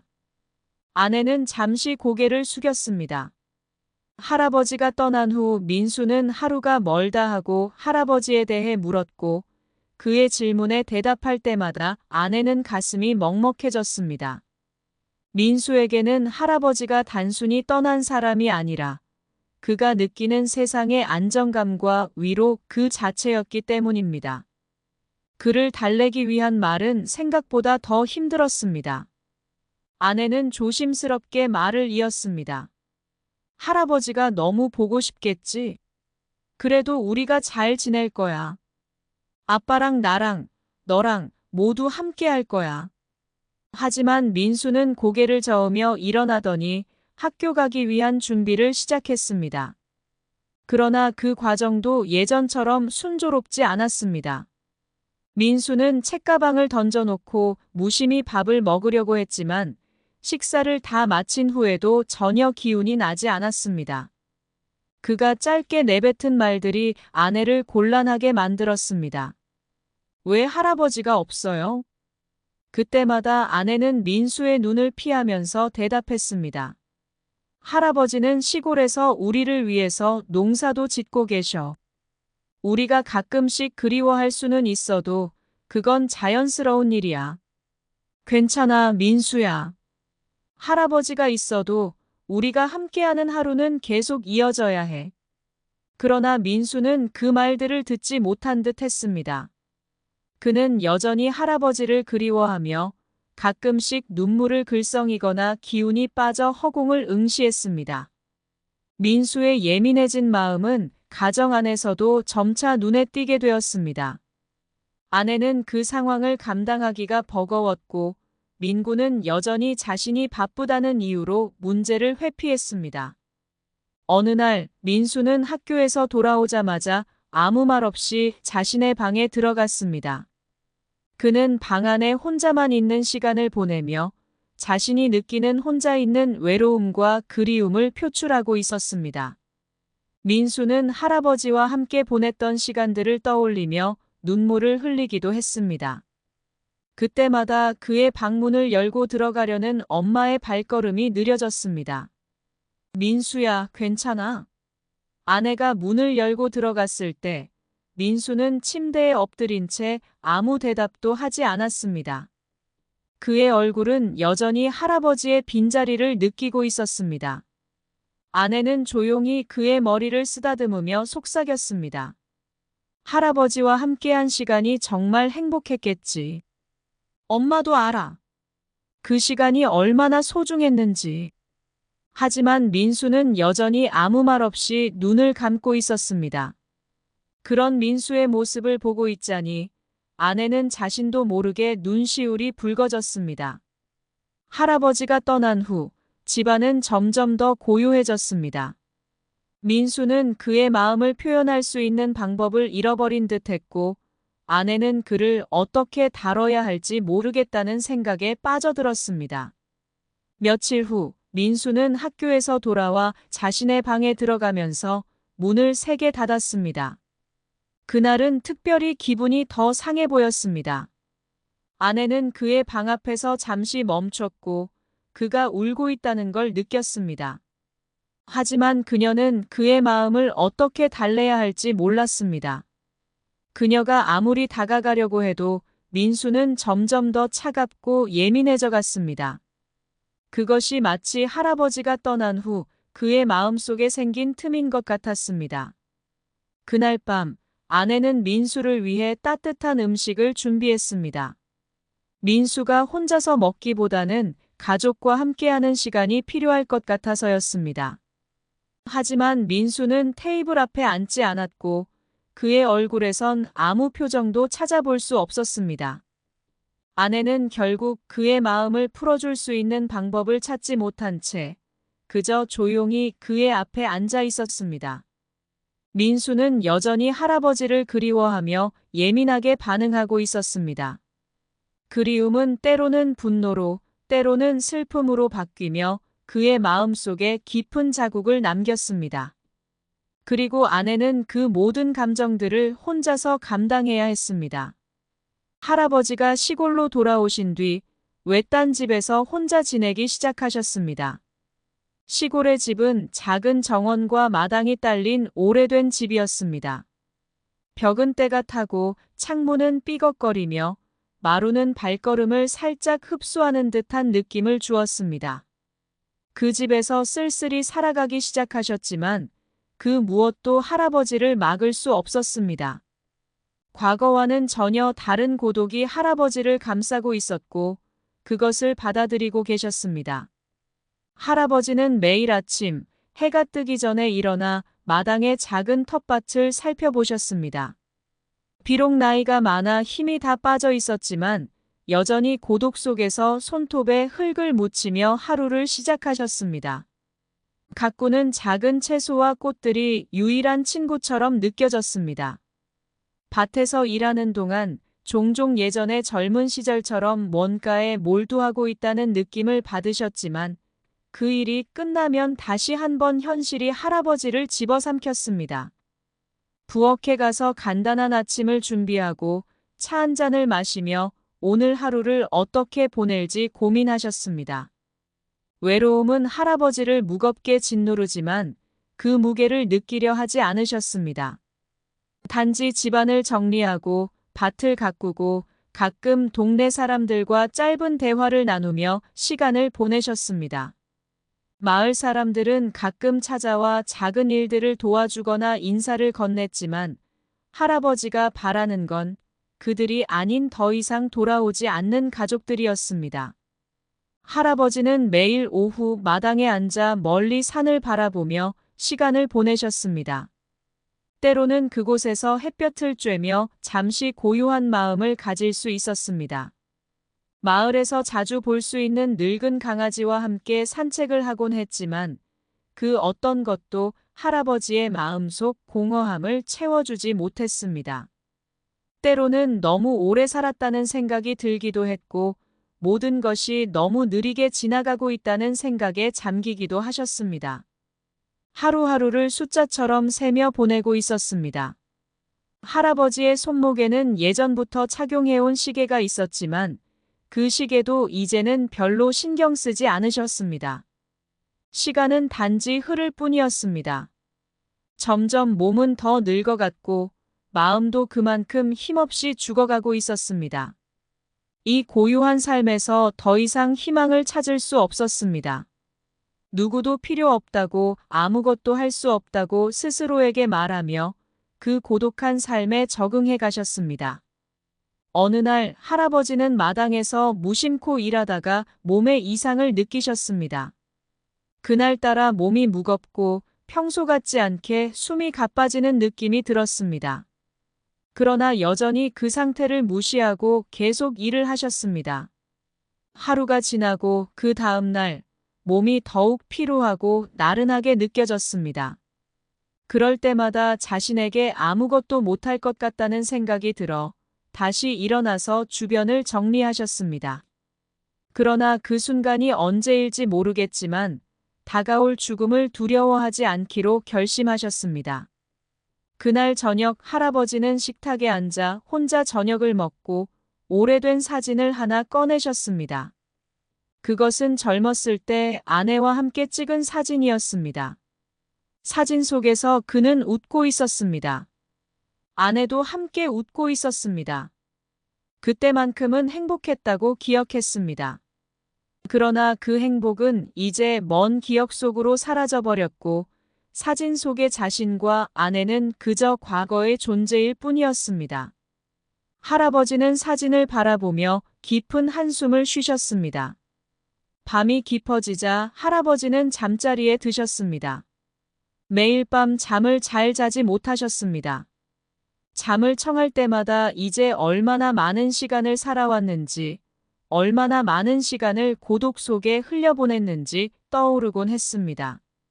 머릿속에는 지난 날들의 기억들이 파노라마처럼 펼쳐졌고 그 모든 순간들이 무의미하게 여겨졌습니다. 눈을 감으며 자신이 얼마나 오래 살아왔는지, 얼마나 많은 사람들이 떠나갔는지를 생각했습니다. 그리고 그때 비로소 더 이상 이 세상에 필요한 존재가 아니라는 사실을 받아들이셨습니다. 새벽이 밝을 무렵 할아버지는 침대에서 일어나 창문을 열고 바깥을 바라보셨습니다. 어슴푸레한 빛이 산 너머로 스며들었고 그 모습을 오래도록 바라보셨습니다. 그때 느끼셨습니다. 이 삶에서 할 수 있는 마지막 일은 그저 세상과 조용히 작별을 고하는 일일지도 모른다고. 그날 아침 한 번도 떠나지 않았던 산을 다시 한번 바라보셨습니다. 산은 아무리 시간이 지나도 변하지 않았습니다. 그와 같이 자신을 내버려 두고 고요하게 생을 마감할 준비를 하셨습니다. 그날 할아버지는 더 이상 일어나지 않으셨습니다.